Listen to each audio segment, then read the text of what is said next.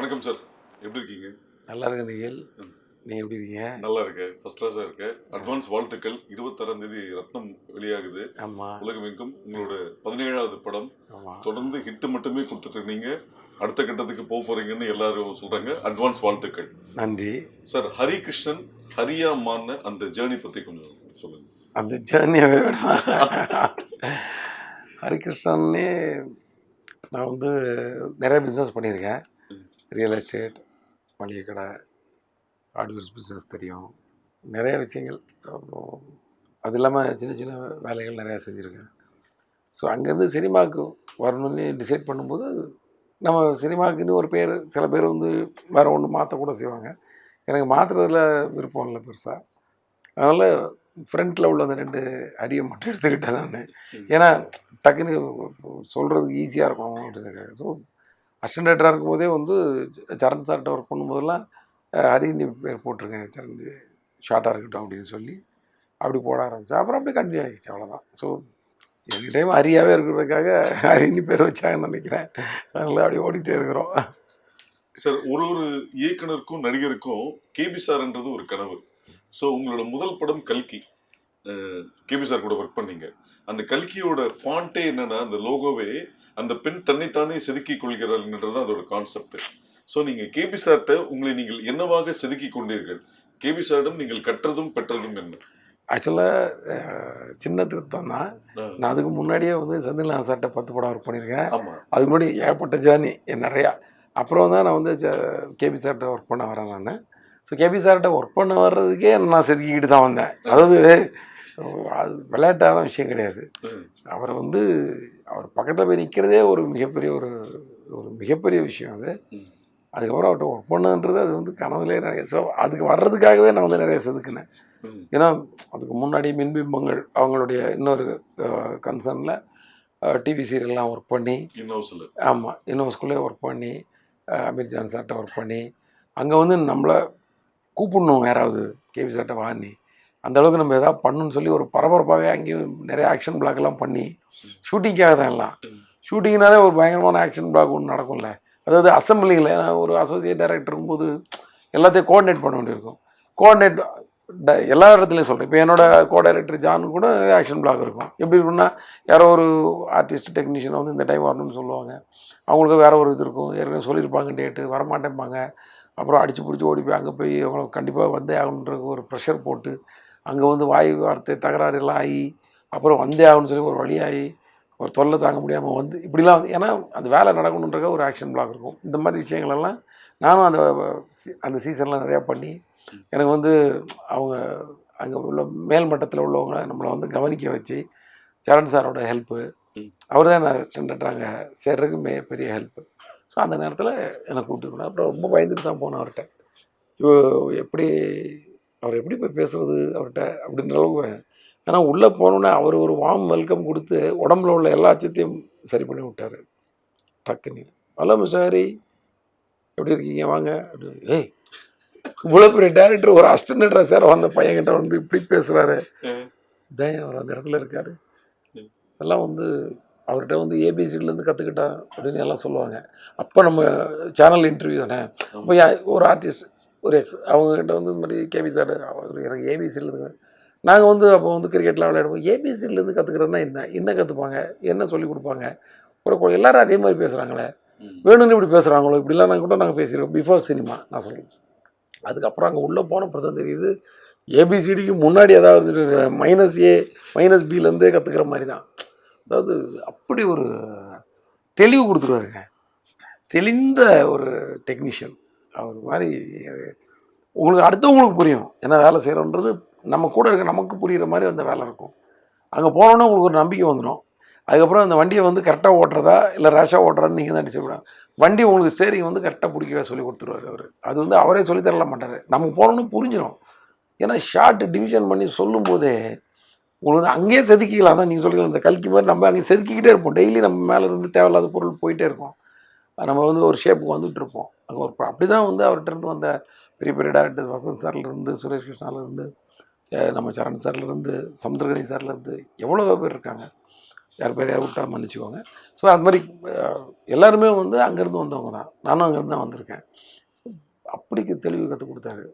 ஒரு நாள் வந்து ஒரு ஒரு கேட்டு வந்து ஏதோ ஒரு தூரத்தில் கார் வர்ற ஷாட்டு, அந்த கேட்டு வந்து ஏதோ திறந்து வச்சு ஏதோ சம்திங் அவர் வந்து மூடுப்பா அப்படின்னாரு. அப்போ சேர்ந்த ஒரு வாரத்துக்குள்ளே இருக்கும்னு நினைக்கிறேன். மூடு அப்படின்னாரு. மூடி சரின்னு ஒன்று டேரக்டர் சொன்னால் செய்யணும்னு மூடிட்டேன். நான் என்ன நினச்சேன்னா இந்த கார் வர்றது தெரியணுமன்றக்காக திறந்து வைக்கணுமோ, கார் உள்ளே வரணுமோ. பட் அவருக்கு ஷாட் வந்து முதல்ல கேட்டு மூடி இருக்க மாதிரி ஏதோ ஷாட் இருக்கும் போல இருக்கு. அதுக்கப்புறம் எனக்கு கூப்பிட்டாரு. ஷாட்டு முடிஞ்சு அடுத்த ஷாட்டு சொன்னேன். அது அந்த டிஸ்டர்பன்ஸில் வச்சு எடுக்கணும்னு நினச்சிட்டு இருந்தேன், அதனால தான் மூட சொன்னேன் அப்படின்னு. அது அவர் சொல்லவே தேவையில்லை எனக்கு. அந்த கேட்டு கம்மிகளுக்கு நடுவில் அப்படி அந்த ட்ராக் அது வண்டி வந்துட்டு இருக்கமே எடுக்கணும்னு நான் நினச்சிட்டு இருந்தேன்ப்பா, அதனால தான் மூட சொன்னேன். எனக்கு அப்படியே ஒரு மாதிரி இப்படி ஒரு டெக்னீஷியன் 100 படம் பண்ண டெக்னீஷியனுக்கு வந்து ஒரு அசிஸ்டன்ட் டைரக்டர்கிட்ட இந்த விளக்கம் சொல்லணும்னு நினைக்கிறதெல்லாம் வந்து எவ்வளோ பெரிய விஷயம். அதனால முதல்ல இந்த பெரிய இடத்துல இருக்கவங்களாம் வேறு லெவலில் இருப்பாங்க. பெரிய பொசிஷனில் இருக்காங்களே இன்றைக்கும் நம்ம சூப்பர் ஸ்டாராக இருக்கட்டும், உலக நாயகன், இவங்கெல்லாம் வந்து பக்கத்தில் போய் பார்த்தீங்கன்னா அவங்க அனுபவமே வேறு லெவலில் இருக்கும். நிச்சயமாக. நான் யானை டைமில் போய் கமல் சாரை போய் பார்க்க போனாங்க. ஒரு இது பார்த்துக்கோங்க, கரெக்டாக விக்ரம் ரிலீஸ் ஆகிருக்கு அப்போது. சரியா, நான் வேறு ஒரு விஷயமா அவரை போய் பார்த்துட்டு நான் அருண் சார் எல்லாம் போகிறோம், மார்க்ஸ்லாம் போனோம். போகும்போது கீழே நாங்கள் போகும்போதே கீழே சார் வந்தார் அந்த நேரத்தில். ஸோ ஒன்றா பேசிட்டு லிஃப்ட்டில் ஏறணும். எனக்கு என்ன ஒரே பயம்னா, விக்ரம் பார்த்தியான்னு கேட்பாரு, நம்ம பார்க்கல. எப்போதுமே அது ஒன்று இருக்கும் தெரியுமா, ஒரு பார்க்கலன்றது வந்து அதுவும் ஒரு விக்ரம் சூப்பர் ஹிட்டாக போயிட்டுருக்கு. அது எனக்கு என்ன, என் படத்தோட ஃபைனல் ஒர்க்கில் இருக்கேன். ஸோ இப்போ வந்து அவர் கேட்குறாரு, அருண் சார் சொல்லிட்டு இருக்காரு சார் அப்படின்னு. சார் படம் அப்படின்னு நான் அமைதி அப்படின்னு நின்றுருக்கிறேன். நீங்கள் பார்த்தீங்களா அப்படின்னாரு. இல்லை சார், பார்க்க வாய்ப்பு கிடைக்கல. ஓகே, விட்டார். அப்படி பார்க்கலன்னு சொல்ல விட்டார். அப்புறம் அந்த மீட்டிங்லாம் முடிஞ்சு மேலே போயிட்டு ரிட்டர்ன் ஆகும்போது சொன்னார், நீங்கள் பார்த்துருக்க மாட்டீங்கன்னு எனக்கு தெரியும், இவ்வளோ வேலையை வச்சுட்டு ஃபைனல் ஒர்க்கில் இருக்கோம், ஒரு படம் பார்க்குறதுக்கெல்லாம் வாய்ப்பு இல்லை இப்படி சொல்கிறாருங்க அவர். நான் ஒருவேளை இதுக்கு போய் சொல்ல வேண்டிய அவசியம் இல்லை, சங்கோச்சப்படுவாருன்னு சொல்லிட்டு ஆமாம் சார் பார்த்தேன்னு சொல்லியிருந்தீங்கன்னு வச்சுக்கோங்க. அது எவ்வளோ பெரிய பொய்யா இருக்கும். முதல்ல அவர் ஒருத்தனை பார்த்த உடனே கண்டுபிடிச்சிட்டாரு பாருங்க, என்ன ஒரு நாலேஜ், என்ன ஒரு. அது மாதிரி ரஜினி சார் அவர் நின்றுக்கிட்டே தான் கதை கேட்பார், இல்லை நின்றுக்கிட்டே நம்மகிட்ட பேசுவார். நம்ம எழுந்து ஐயே நான் நிற்பேன் அப்படியே, நீங்கள் உட்காருங்கன்ட்டு. அது எவ்வளோ சின்ன ஆள் தான் அவங்கள உட்கார வச்சுட்டு நின்றுட்டு இருப்பார். இப்போ அந்த சின்ன பொசிஷன் தான் நான் சொல்ல, ஒரு சின்ன டெக்னீஷியனாக இருக்கலாம், அதை தான் சொல்கிறேன். சின்ன ஆள் பெரிய ஆள்னா அப்படி சொல்லலை, நான் ஒரு டெக்னீஷியன். இப்போ அவங்களும் எழுந்துச்சிருக்கும் போது அவர் கண்டுக்காமல் அப்புறம் அவர் உட்கார்றப்ப அவங்க உட்காந்தா விடலாமே, நோ யூஸ். அதே மாதிரி படம் ஏதாவது போட்டு பார்க்க போனால் கூட வெளியிலலாம் நிற்க விட மாட்டார் ரஜினி சார். இப்போ நம்ம படம் ஒன்று பார்க்க வராரு அப்படின்னா நமக்கு தெரியும் அவருக்கு பிடிக்காதுன்னு, அவர் ஜஸ்ட்டு ரிசீவ் பண்ண வந்தேன் சார், இல்லை நான் நிற்க மட்டும் ஓடிடுவோம். நிற்க விட மாட்டார் யாரையுமே. உங்களுக்கே தெரிஞ்சிருக்குன்னு நினைக்கிறேன். தெரியும். உங்களுக்கு நான் ஞாபகம் தான் படுத்துறேன். இதெல்லாம் வந்து எவ்வளோ பெரிய. சரி, அவங்க வெளியில் சும்மா நிற்கட்டும், அவங்க படம் நிற்கிறாங்க, நம்ம உள்ள படம் மாதிரி எனக்காக யாரும் வெயிட் பண்ணக்கூடாது, வேஸ்ட்டாக வெயிட் பண்ணக்கூடாது. அவங்கெல்லாம் தான் அந்தந்த இடத்துல இருக்கிறாங்க. அதுவும் அவங்க 2 பேருமே வந்து கேபியோட படைப்பு மிகப்பெரிய ஒரு, ஏன்னா பயங்கரமான ஒரு ஃப்ளாஷ்பேக் கதையெல்லாம் எடுத்துட்டு ஐயோ இங்கே பேசுறதுக்கே அவ்வளோ இன்ட்ரெஸ்டாக இருக்கு. சார், இப்போ கேபி சார் தொடர்ந்து உங்க நண்பர் சரணோட 3 படங்கள், அமர்க்களம், பார்த்தேன் ரசிகன், அல்லி அர்ஜுனா, அந்த எக்ஸ்பீரியன்ஸ் என்ன? இல்லை, இப்போ சரண் சார்கிட்ட வந்து அது வேலை மாதிரியே இல்லை, அது வந்து ஒரு பயங்கர ஒரு ஜேர்னி. அது அந்த வாய்ப்பெல்லாம் வந்து யாருக்குமே கிடைக்குமான்னு தெரியல. நான் ஏற்கனவே அசிஸ்டன்ட் டைரக்டர் ஜாப்பை வந்து அவ்வளோ இன்ட்ரெஸ்ட்டாக என்ஜாய் பண்ணி பண்ணுவேன். அதுவும் ஒரு சரண் சார் வந்து முதல்ல ஒரு நண்பராக அறிமுகமாகி என்னோடய நான் ஒர்க் பண்ணும்போது என்னுடைய சீனியராக ஒர்க் பண்ணி நிறையா கைட் பண்ணுவார், நிறையா ஐடியா கொடுப்பாரு. அப்புறம் அவர்கிட்ட நான் வந்து ஒரு டைரக்டராக ஒர்க் பண்ணும்போது எனக்கு அந்த ரிலேஷன்ஷிப் இருக்கு இல்லையா, ரொம்ப ஸ்ட்ராங்காக இருக்கும். எங்களுக்கு ஒரு ஃப்ரெண்ட்ஷிப்பும் இருக்கும், ஒரு டைரக்டர்ன்ற ரெஸ்பெக்ட் இருக்கும், ஒரு ஃப்ரெண்டுன்ற உரிமை இருக்கும். ஆமாம், நீங்கள் தான் கூட நீங்களே ஃப்ரெண்டுங்கிற உரிமை இருக்கும். அதே சமயத்தில் டைரக்டர்ன்ற அந்த ஒரு பிரமிப்பு இருக்கும். அவர் வந்து அவருடைய டைலாக்ஸு, அவருடைய மேக்கிங் ஸ்டைலு இதெல்லாம் பார்க்கும்போது அது ஒரு இன்ட்ரெஸ்ட்டு. நான் வந்து முழு மூச்சாக அந்த படத்தில் வந்து பின்னி எடுத்துடணும் வேலை செஞ்சு. நம்ம வந்து படமே 102 வருஷத்துக்கு பண்ணிடக்கூடாதுன்னு முடிவு பண்ணிட்டேன் நான் சரண் சார். ஏன்னா நான் அந்த வேலையை நல்லா என்ஜாய் பண்ணி பண்ணேன். அந்த நேரத்தில் தான் நிறைய கதைகள் கூட பண்ண முடிஞ்சுது. அவர் கூடவே தான் இருப்பேன். இப்போ எங்களோட ஜேர்னியை டிஸ்கஷன் டைமில் பீச்சில் போய் வாக் பண்ணுவோம், வாக் பண்ணிக்கிட்டே தான் கதை பேசுவோம். அப்புறம் சரவணபவனில் வந்து ஒரு காஃபி சாப்பிடுவோம், போகும்போது பால் குடிச்சிட்டு போவோம்னு நினைக்கிறேன். அப்புறம் காஃபி சாப்பிடுவோம், வாக்கிங் முடிச்சுட்டு வந்து அங்கேயே கதை பேசுவோம். அவங்க அப்படியே கொஞ்சம் ரிலாக்ஸாக 10 நிமிஷம் உட்காரும்போது நான் வீட்டுக்கு போய் மீன் வாங்கிட்டு வருவேன் பக்கத்தில் அங்கே. ஏன்னா அது ஒரு மாதிரி காலம். ஸோ அப்புறம் வந்துட்டு திருப்பி 8 மணிக்கு ஆஃபீஸ் கிளம்பி 8:30 மணிக்கெல்லாம் ஆஃபீஸ் போயிடுவோம். உட்காந்தோன்னா நைட்டு எப்போ முடியுன்னே தெரியாது டிஸ்கஷன் அப்படி போயிட்டுருக்கோம். நல்ல ஆரோக்கியமான சண்டைகள் நடக்கும் டிஸ்கஷன் டைமில். நான் கொஞ்சம் நிறையா அவர்கிட்ட சண்டை போட வேண்டிய அவசியம் இருக்காது. ஏன்னா என் கருத்து அவர் கருத்து நிறையா செட் ஆகும். நான் வந்து கொஞ்சம் எங்களுக்கு நல்ல ஒரு இது இருக்கும், ஒரு பேரலாக ஒரு ஐடியா கரெக்டாக ஒர்க் அவுட் ஆகும். அதனால் ஆர்குமெண்ட் தான் இருக்குமே தவிர சண்டை மாதிரி வராது. கேமராமேன் வெங்கடேஷ் வந்து நல்லா சண்டை போடுவார். ஆமாம், அது மாதிரி ஆர்குமெண்ட்டு பயங்கரமாக வேணும்னே ஸ்பின் பண்ணி விடுவார் பாலை. அது ஒரு நேற்று வரைக்கும் வேறு மாதிரி பேசுனீங்க, இன்னைக்கு போய் அவருக்கு கோவம் வரும். அவருக்கு சரண் சாருக்கு கோவம் வந்தால் கூட ரொம்ப டீசெண்டாக இருக்கும். அவருடைய அப்ரோச்சே எல்லாமே வந்து ரொம்ப ஒரு தன்மையான ஒரு ஆள் இல்லை. ஸோ அவர்கிட்ட ஒர்க் பண்ணும்போது இன்னும் வந்து நம்ம, ஏன்னா அவர் என்கிட்ட வந்து நான் 2வது படம் ஒர்க் பண்ணும்போது நினைக்கிறேன் 10 டேஸ்க்கு அப்புறம் 3வது படம் ஒர்க் பண்ணும்போது நீங்கள் இந்த படத்தில் வேலை செய்யலை, உங்கள் படத்துக்கு நீங்கள் வாய்ப்பு தேடுறது தான் இந்த படத்துக்கு ஒர்க் பண்ணிக்கிட்டே அந்த வேலை செய்கிறீங்க. ஸோ அதர் தென் ஒர்க் டைம் நீங்கள் வந்து அந்த வேலையை என் கூட சுற்றிட்டு இருக்காதீங்கன்னு சொன்னவர். புரியுதா உங்களுக்கு? அது எவ்வளோ பெரிய விஷயம். அதெல்லாம் வந்து யாரும் அவ்வளோ சீக்கிரம் சொல்ல மாட்டாங்க. ஸோ அந்த மாதிரி ஒரு அது சார். நான் உங்களோட ஆரம்பத்துலேருந்து நான் உங்க கூட ட்ராவல் பண்ணி பார்த்துருக்கேன். அந்த அல்லி ஒரிஜினல்ல வந்து ஒரு சம்பவம் நடந்தது. என்னன்னா, ராதாகிருஷ்ணன் ரோட்ல ஒரு சந்துள்ள ஒரு வீட்டில் ஷூட்டிங் இருக்கும். 6 மணிக்கு பேக்கப் ஆனோடனே சரண் சார் வந்து நாளைக்கு எடுக்க போகிற சீன் உங்ககிட்ட பேசிட்டு அவர் கிளம்பிடுவார். நீங்கள் வந்து ப்ரொடக்ஷன் மேனேஜர்கிட்ட நாளைக்கு ஆர்டிஸ்ட் டெக்னீஷியன் எல்லா லிஸ்ட்டு கொடுத்துட்டு எக்ஸ்பிளைன் பண்ணிட்டு இருக்கும்போது கரெக்டாக 5:30 மணிக்கு 2 பைக்கில் 3 பேர் வருவாங்க. வந்தோடனே முடிச்சதுக்கப்புறம் அந்த 3 பேர் கம்பெனிலேருந்து காஃபி டீ கூட குடிக்க மாட்டாங்க. ஸோ நீங்கள் முடிச்சதுக்கப்புறம் ப்ரொடக்ஷன் மேனேஜர் நீங்கள் அந்த பைக்கில் ஏறிட்டு உங்களோட படம் டிஸ்கஷனுக்கு போயிடுவீங்க. ஸோ அந்த உழைப்பு தான் இன்னைக்கு இந்த அளவுக்கு கொண்டு வந்திருக்குன்றது வந்து நான் கண் கூட பார்த்துருக்கேன். ஸோ சரண் சார் சொன்ன மாதிரி அப்பயே நம்ம வந்து எப்படி டைரக்ட் பண்ண போறோம், நம்ம வந்து கதை பண்ணி வச்சிருவோன்ற அந்த ஃபயர் உங்ககிட்ட இருந்ததை நான் பார்த்தேன். அதுக்கு என்ன இன்ஸ்பிரேஷன் உங்களுக்கு? இன்ஸ்பிரேஷன் தான். நமக்கு எப்படியும் வந்து தனியாக ஒரு டைம் கிடச்சி உட்காந்து கதை பண்ணால் நம்மளே வந்து சும்மா உட்காந்தா தூசு ஓவராக அடைஞ்சு போயிடும். நீங்கள் ஒரு உங்கள் மொபைலே வச்சுட்டு காலையில் வச்சுட்டு சாயங்காலம் வந்து பாருங்கள், மேலே தேய்ச்சிங்கன்னா கொஞ்சம் அழுக்கெல்லாம் வரும். அது மாதிரி நம்ம சும்மா உட்காந்தோன்னா இதாயிரும். வேலை செய்யாமல் உட்காந்துட்டு நான் கதை பண்ணுறேன்னு உட்காந்தா சும்மா உட்கார மாதிரி ஆயிரும். இதுதான் நான் என்னோட ஸ்டூடெண்ட்ஸும் சொல்லுவேன். இப்போ ஒர்க் பண்ணிக்கிட்டே நீங்கள் கதை பண்ணுங்கள், அதுக்கு ஒரு டைம் எடுத்துக்கோங்க. நீங்கள் தான் ஒதுக்கி ஆகணும். நீங்கள் தான் உங்கள் தூக்கம் 8 மணி நேரம் தூங்காதீங்க, 5 மணி நேரம் தூங்க. அந்த 3 மணி நேரத்தில் கதை பண்ணுங்கள். சீக்கிரமாக குளிங்க, 1 மணி நேரம் குளிக்காதீங்க. 10 நிமிஷத்தில் குளிச்சுட்டு அந்த 50 நிமிஷத்தில் கதை பண்ணுங்கள். எனக்கே ஒரு நாள் டைரக்டர் வெளியூர் எப்படியோ நான் இப்படியே இருந்துட்டு இருப்போம். வெளியூர் ஒரு 5 நாள் போகிறப்போ அந்த 5 நாள் லீவாக கன்வெர்ட் பண்ணிக்கிட்டு ஆஃபீஸில் என் ஆஃபீஸில் உட்காந்து ஒர்க் பண்ணுங்கள். என் ஆஃபீஸில் நம்ம ஸ்டூடெண்ட்ஸ் எல்லாம் சேர்ந்து ஒவ்வொருத்த கதையை பேசிக்கோங்க. அது மாதிரி பண்ணலாம்ல.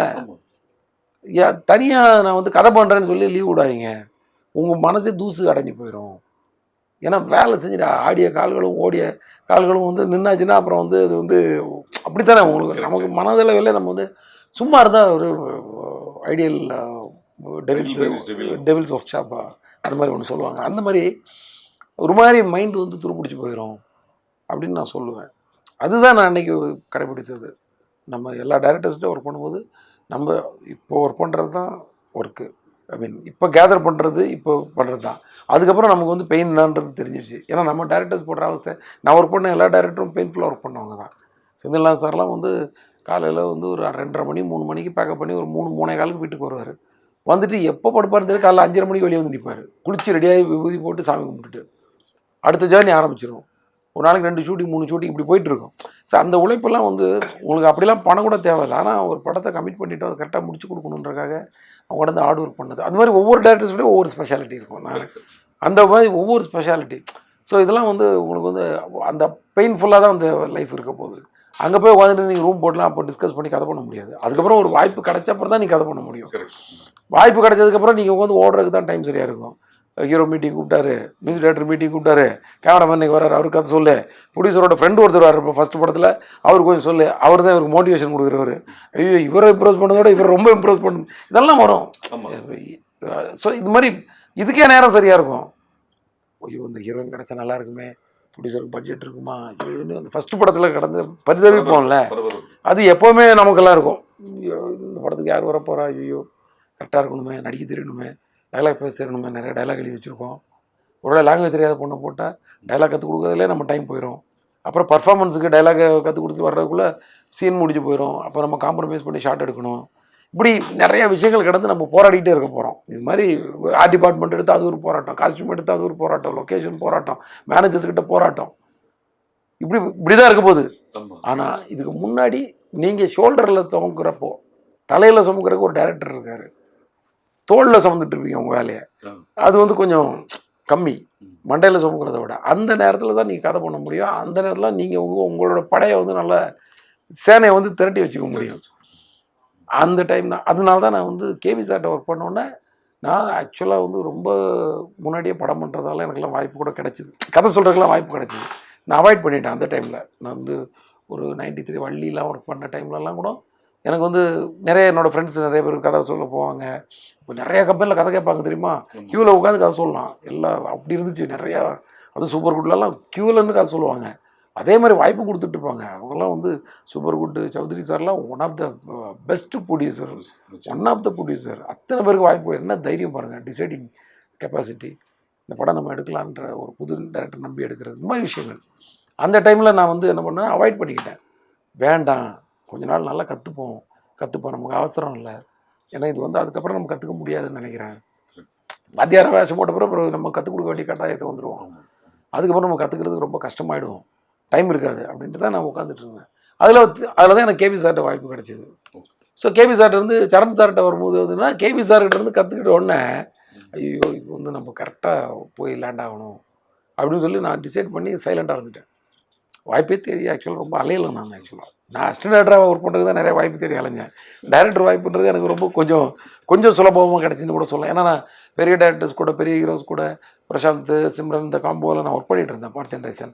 ஸோ அவங்களாம் பேசும்போது வாட் நெக்ஸ்ட் சார் அப்படிலாம் ஒரு ஃப்ரெண்ட்லியாக பேசும்போது, உங்களுக்கு இப்படி ஒரு சீன் எப்படி இருக்குது சிம்ரன், இந்த மாதிரி ஒரு சீன் எப்படி இருக்குது, ஓ சரி நைஸா பிரசாந்த், இப்படிலாம் அவங்களுக்குள்ள பேசிட்டு இப்படி வந்து எனக்கு இதுக்கெல்லாம் வந்து இதெல்லாம் எப்படி நடந்துச்சுன்னா, சரண் சார்ன்ற ஒரு மனிதர் அவர் நண்பனாக இருந்ததுனால தான்.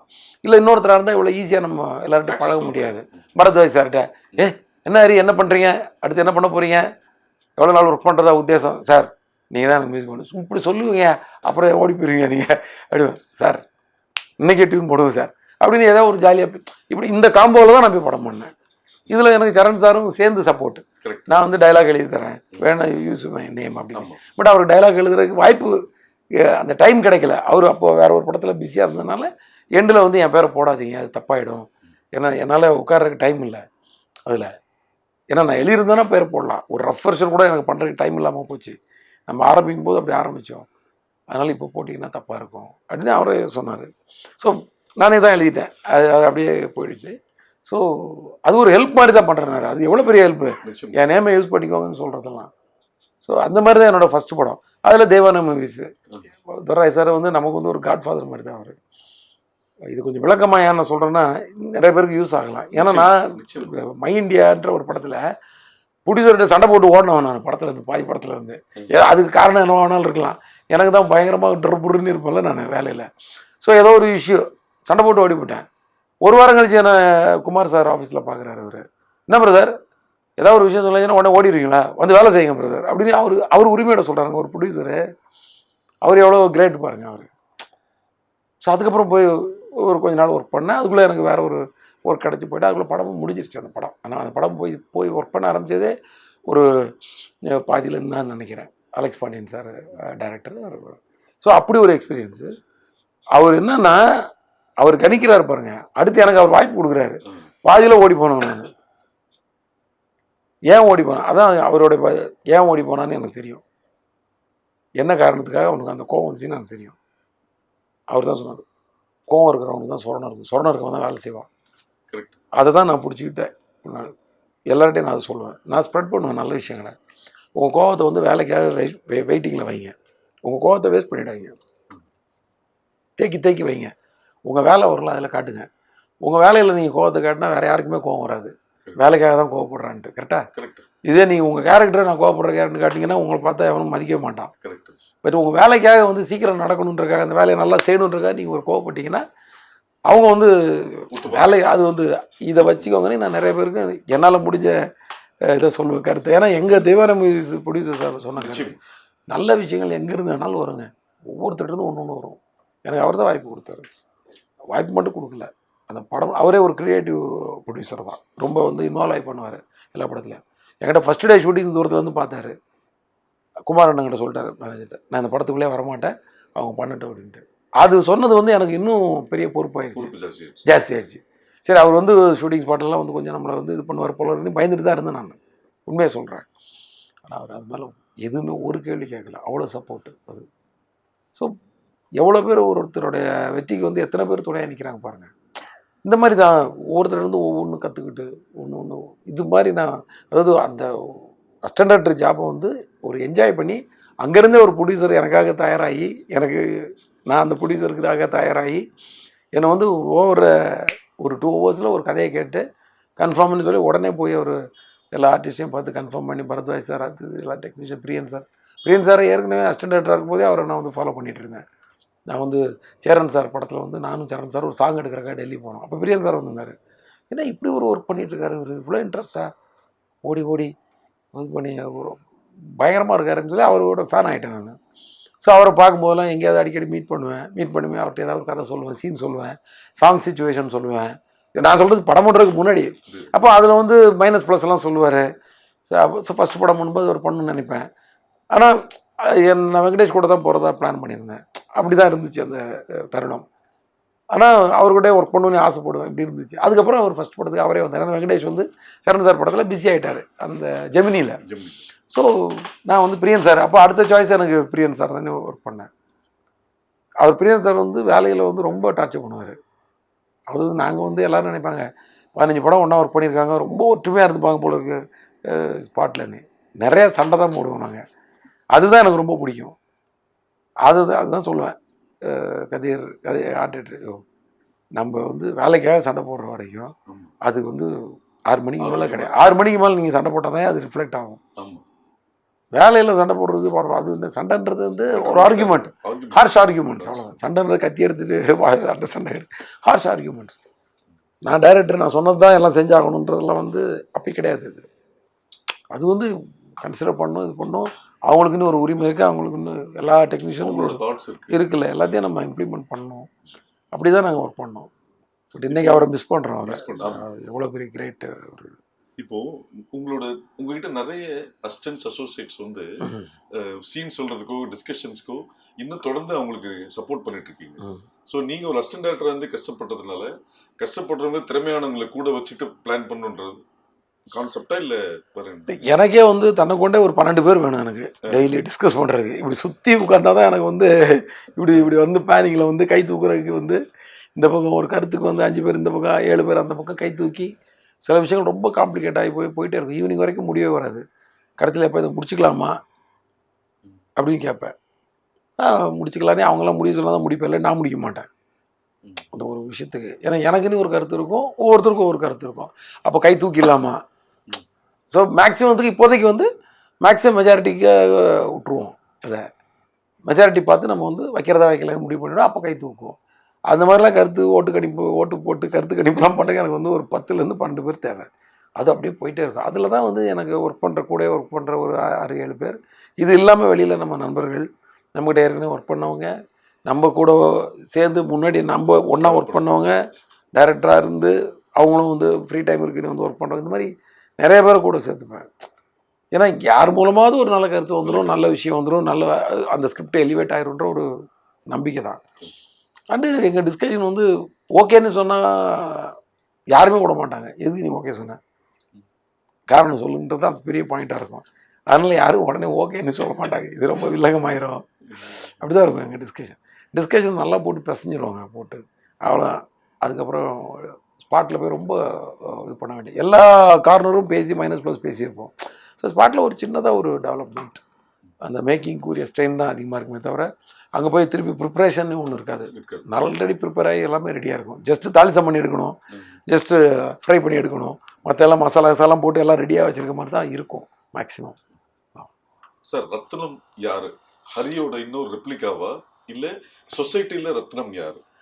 ரிப்ளிகாலாம் என்னோட ரிப்ளிகாலாம் அப்படி கிடையாது. நான் யோசிக்கிற கேரக்டர் தான். நமக்கு வந்து ஒரு திடீர்னு ரோட்டில் ஒரு விஷயம் வரும்போது போய் அடிக்கணும்னு தோணும் தெரியுமா? ம். அதை நம்ம செய்ய முடியாது, யாருமே அதை செய்ய வேணாம். ஆமா. அதை வந்து ஒரு சினிமாவில் வந்து ஒரு ஹீரோவை வச்சு நம்ம செஞ்சு ம். அது வந்து நம்ம சந்தோஷப்பட்டுக்கிறோம், அவ்வளோதான். ம். ஒரு படம் எடுக்கிறோம், அந்த படத்துக்கு ஒரு வாய்ப்பு கிடைக்குது, அந்த வாய்ப்பில் வந்து அந்த ஹீரோக்கு ஒரு கேரக்டரைசேஷன், அது நம்ம கோவத்தை அந்த ஹீரோ மேலே ஏற்றி அவங்க மூலமாக நம்ம சாதிச்சுக்கிறோம், அவ்வளோதான். அது end of the fight edit பண்ணி பார்க்கும்போது நல்ல அது வந்து திருப்தியாக வந்ததுன்னா இப்போ நமக்கு ஒரு ஆத்ம திருப்தி. உன்னை இந்த மாதிரி தப்பு பண்ணவனை நல்லா நொறுக்கி எடுத்தான்டா அப்படின்னு. ஏன்னா இன்னைக்கு வித்தியாசமாக மக்கள் கெட்டு போய் கிடக்குறோம். எல்லாரும் சேர்த்து தான் சொல்லணும், என்னையும் சேர்த்து தான் சொல்லணும். நான் ஒரு இடத்துல பார்க் பண்ணால் அதான் கரெக்டாக நடன்னு எனக்கு ஒரு இடம், நான் இன்னொருத்த பார்க் பண்ணால் அவன் தப்பாக பண்ணுறான்னு ஒரு ஜடம். இந்த மாதிரி இப்படி வந்து எல்லாரும் மனசு வந்து ஒரு கசாமுசாய் போய்ட்டு தான் 60% எல்லாம் கெட்டு போயிட்டோம். ஒரு 40% மக்களால் தான் நாடு நல்லா போயிட்டுருக்குது. ஸோ இப்போ இந்த 60% கெட்டு போச்சுன்னு சொல்கிறத விட ஒரு மாதிரி கன்ஃபியூஸ் ஆகி கிடக்கிறோம், எது கரெக்டு தப்புன்னு. ஏன்னா நைட்டு 12 மணிக்கு சிக்னல் பகலில் 12 மணிக்கு ஓடுற மாதிரி ஓடிட்டு இருக்குது. அவன் நிற்க தோணுமா சொல்லுங்கள்? நான் வேணும்னே நிற்பேன். ஏன்னா நான் வந்து ஒரு கிரியேட்டிவ் ஜாபில் இருக்கிறதுனால, எனக்கு வந்து சினிமாவில் இருக்கிறதுனால எனக்கு அதை தாண்டி போகணுங்கிறது வந்து எனக்கு ரொம்ப உறுத்தும். ஏன்னா நான் நியாயம் நிறைய பேசுகிறேன்ல, நியாயமாக டைலாக் நிறைய எழுதுறதுனால சேர்றா விட்றேன்.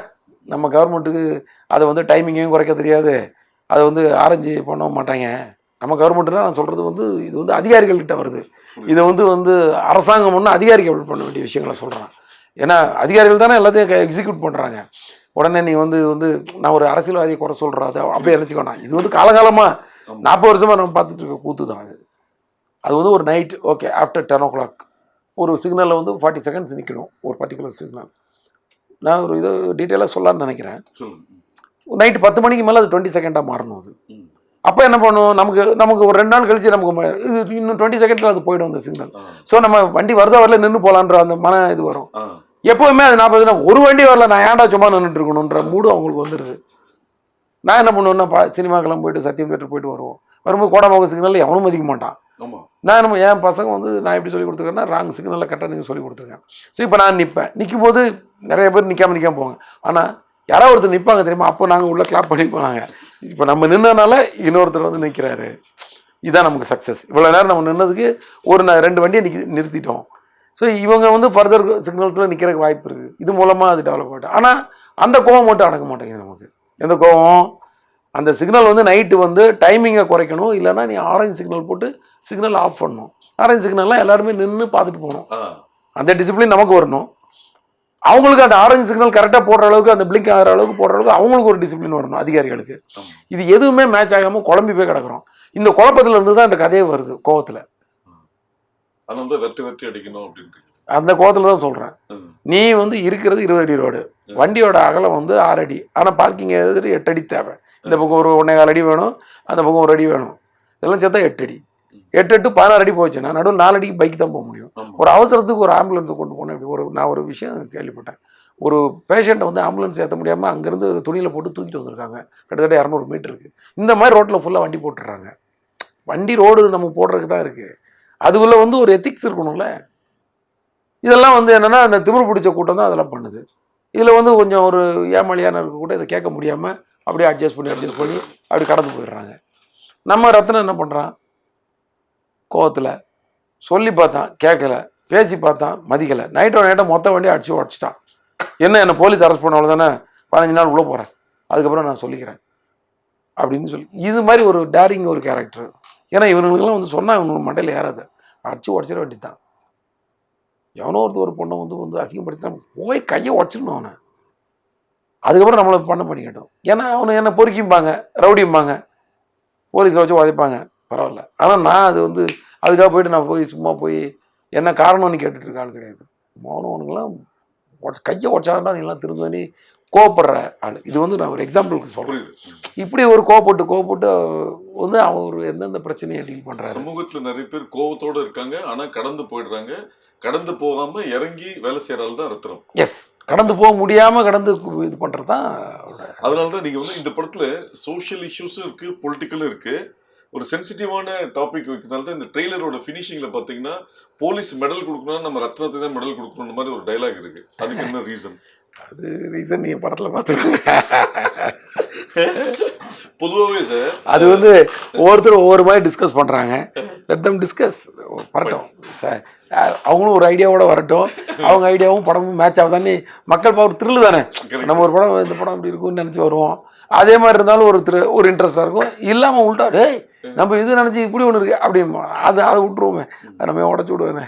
நீங்கள் ஒரு விஷயம் முன்னாடி சொன்னீங்க, தெரியாத விஷயத்த தகவலா சொல்றதை விட தெரிஞ்ச விஷயத்த டிஃப்ரெண்டா சொன்னாதான் இன்ட்ரெஸ்டிங்கா இருக்குன்ற மாதிரி ஒரு தகவல். அது என்ன, இந்த நிறைய மீம்ஸ்லாம் பார்ப்பேன் நான், அந்த வலைப்பேச்சு அது விஷயங்கள், அதில் வந்து புது கருத்துன்னெலாம் எதுவுமே இருக்காது. முன்னாடி கல்கண்டுன்னு ஒரு புக் இருக்கும் தெரியுமா, அந்த புக்கில் வந்து நிறையா தகவல் புது புது தகவலாக இருக்கும். அது ஒரு இன்ட்ரெஸ்ட். அதுதான் ஓ ஜப்பானில் வந்து இப்படி ஒன்று இருக்கா, இப்படி ஒரு புல்லட் ட்ரெயின் இருக்கா அந்த காலத்தில், இன்னும் பாரிஸில் வந்து இப்படி ஒரு ஈஃபில் டவர் இருக்கா, ஏதோ இந்த மாதிரி பொது விஷயங்கள் நிறையா, இல்லை எங்கேயா நடந்த விஷயங்கள் சம்பவங்கள், இந்த மாதிரி ஒரு சம்பவம் நடந்தது, இது மாதிரிலாம் நிறைய விஷயங்கள் இருக்கும். அது ஒரு இன்ட்ரெஸ்ட்டு. ஆனால் இப்போ இருக்கிற வலைப்பேச்சு வந்து தெரிஞ்ச விஷயங்களை ஞாபகப்படுத்துறது தான் நிறையா இருக்குது. புது தகவல்ன்றது ரொம்ப 10% தான் இருக்குது. அந்த 90% தெரிஞ்ச விஷயங்களாக இருக்குது நமக்கு. ஆனால் அது ரொம்ப இன்ட்ரெஸ்டாக இருக்குது. என்னென்னா ஆமாம்ல நம்ம கொஞ்சம் மறந்துட்டோம்ல, இப்படி ஒன்று இருக்குல்லன்னு ஞாபகப்படுத்திக்கிற மாதிரி இருக்குது. அதை தான் நான் சொன்னேன். இன்றைக்கி நம்ம சினிமாவில் சொல்கிற எல்லா விஷயங்களும் வந்து மக்களுக்கு தெரியாத விஷயங்கள் கிடையாது. டிராஃபிக்கில் வந்து ஒழுங்காக நின்று போகணுன்றது ஒன்றும் தெரியாத விஷயங்கள். நம்ம எப்படி அதை சொல்கிறோன்ற இன்ட்ரெஸ்ட் தான் அங்கே. அதுதான், அது புது தகவல் கிடையாது, தெரிஞ்ச தகவல். அதை வேறு மாதிரி சொல்லியிருக்கிறோம். இப்போ நான் வந்து ஒரு எக்ஸாம்பிளுக்கு, இப்போ சப்போஸ் அந்த பூஜையில் வந்து ஹீரோக்கிட்ட வந்து ஹீரோயின் கேட்பாங்க. அவங்க வந்து என்ன பண்ணுவாங்கன்னா, அவங்களுக்கு வந்து இவர் தண்ணி அடிக்கிறது தம் அடிக்கிறது பிடிக்காது. எந்த பொண்ணுக்குமே வந்து தன்னோட ஃப்ரெண்டோ லவ்வரோ ஹஸ்பண்டோ ஒரு கெட்ட பழக்கம் வச்சுருக்கிறது கண்டிப்பாக பிடிக்காது. ஆனால் நம்ம லவ் பண்ணுறோன்ற ஒரு இதை வச்சுக்கிட்டு, அது என்ன அந்த அந்த ஒரு கிரிப்பை வச்சுக்கிட்டோ வடவர் அந்த இதை வச்சுக்கிட்டு அவரை வந்து ரூல் பண்ணுன்றதும் அவளுக்கு பிடிக்காது. ஏன்னா நான் லவ் பண்ணுன்றக்காக நான் உடனே உன்னோட உரிமை எல்லாத்துலேயும் தலையிடணுமான்னு நினச்சிடக்கூடாதுன்றது. அதனால அவங்க என்ன சொல்லுவாங்கன்னா, நீ எத்தனை சிகரெட் ஒரு நாளைக்கு பிடிக்கிற, எவ்வளோ எத்தனை நாளைக்கு ஒரு தடவை தண்ணி அடிக்கிற கேட்டு, நீ சொல்கிற பார்த்தா கொஞ்சம் கரெக்டாக தான் இருக்குது, இதெல்லாம் இதை எப்படியே மெயின்டைன் பண்ணிக்கிட்டால் பிரச்சனை இல்லை, இதை விட்டு அதிகமாக போனால் தான் டேஞ்சரு அப்படின்னு சொல்லிட்டு கடந்து போயிடுவாங்க.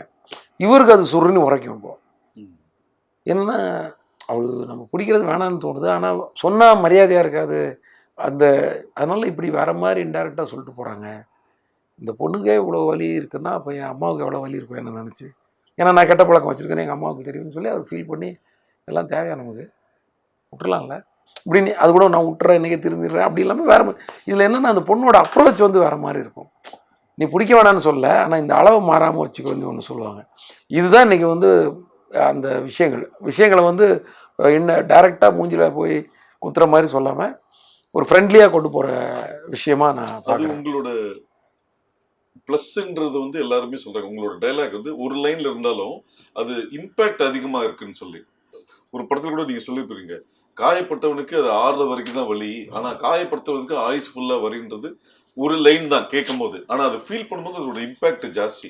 இது எப்படி உங்களுக்கு இன்ஸ்பயர் ஆகுது இந்த மாதிரி ஒரு விஷயங்கள்? இல்லை, எனக்கு அந்த சீன்லாம் எழுதும் போதெல்லாம் வந்து ரொம்ப உணர்வுபூர்வமாக இருந்துச்சு. ஏன்னா ஜஸ்ட் எந்த தப்பும் பண்ணாத ஒருத்தன், இவனும் வந்து அவனை எதுவும் காயப்படுத்தணும்னு நினைக்கவே இல்லை. அவன் ஒரு கெட்டவனை நோக்கி பாயிறான், அது ஒரு நல்லவன் கை போயிடுச்சுன்ற வழியில் இவன் துடிச்சு தான் கிடப்பான். வாழ்க்கை ஃபுல்லாகவே அவன் வந்து ரணமாயிடுவான். அவன் ஏதாவது காயப்படுத்துகிறவனோட பெயின் வந்து, அதுவும் அந்த கேரக்டர் இடது கையில் சாப்பிட்றத பார்க்கும்போது எனக்கு மனசு வலிக்குதுன்னு அழும்போது, அது வந்து உண்மையிலே ஒரு நல்லவன் வந்து தப்பு பண்ணிட்டா அப்படி தான் கும்பிடுவான்.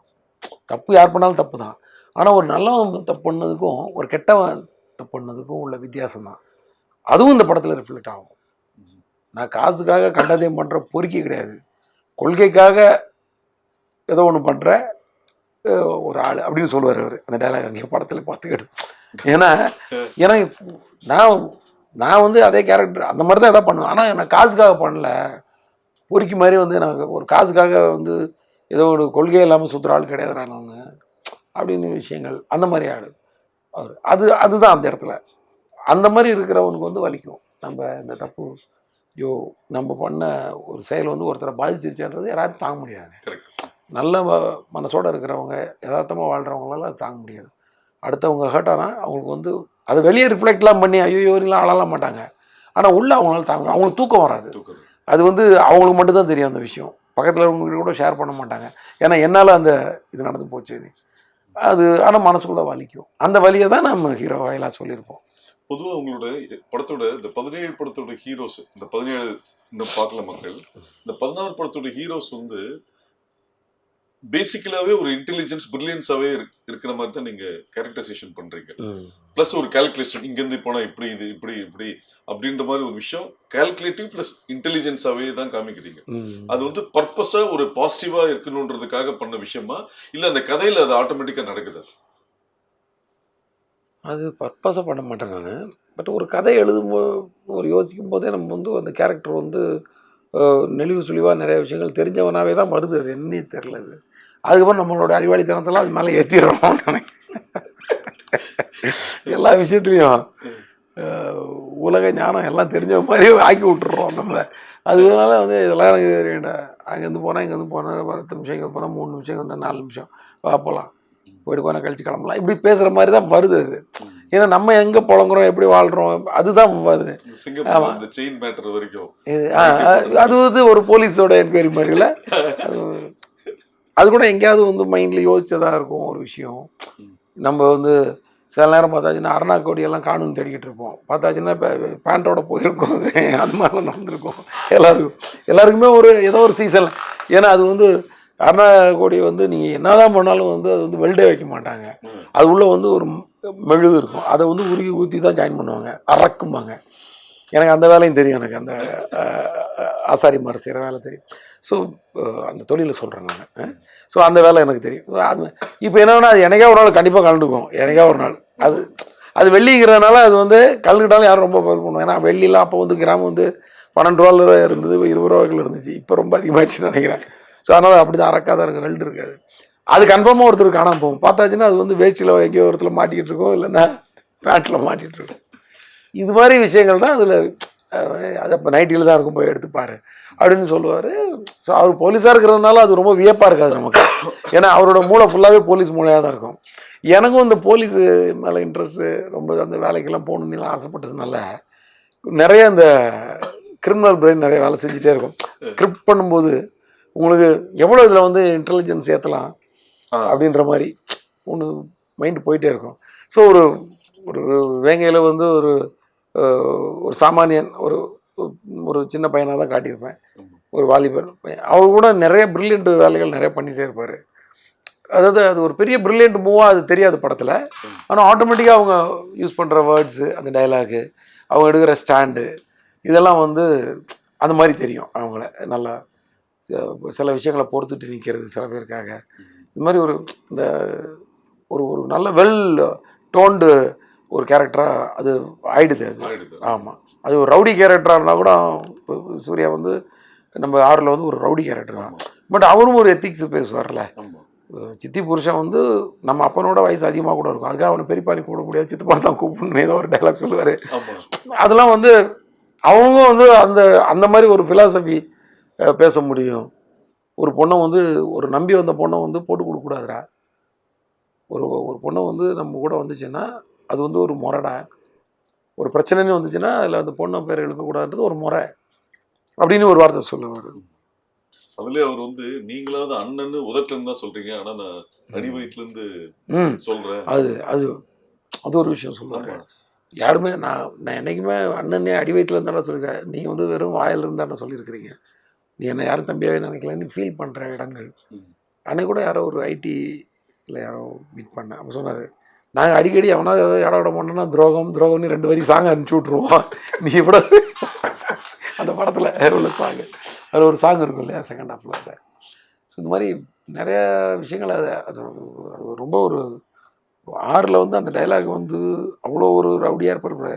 கடைசியில் வந்து பொண்ணுக்கிட்ட வந்து அவங்க உங்கள் பொண்ணுக்கிட்ட ஒரு வார்த்தை பேசணும் சார், தங்கச்சி மாதிரி தான் அப்படின்ட்டு வருவார்.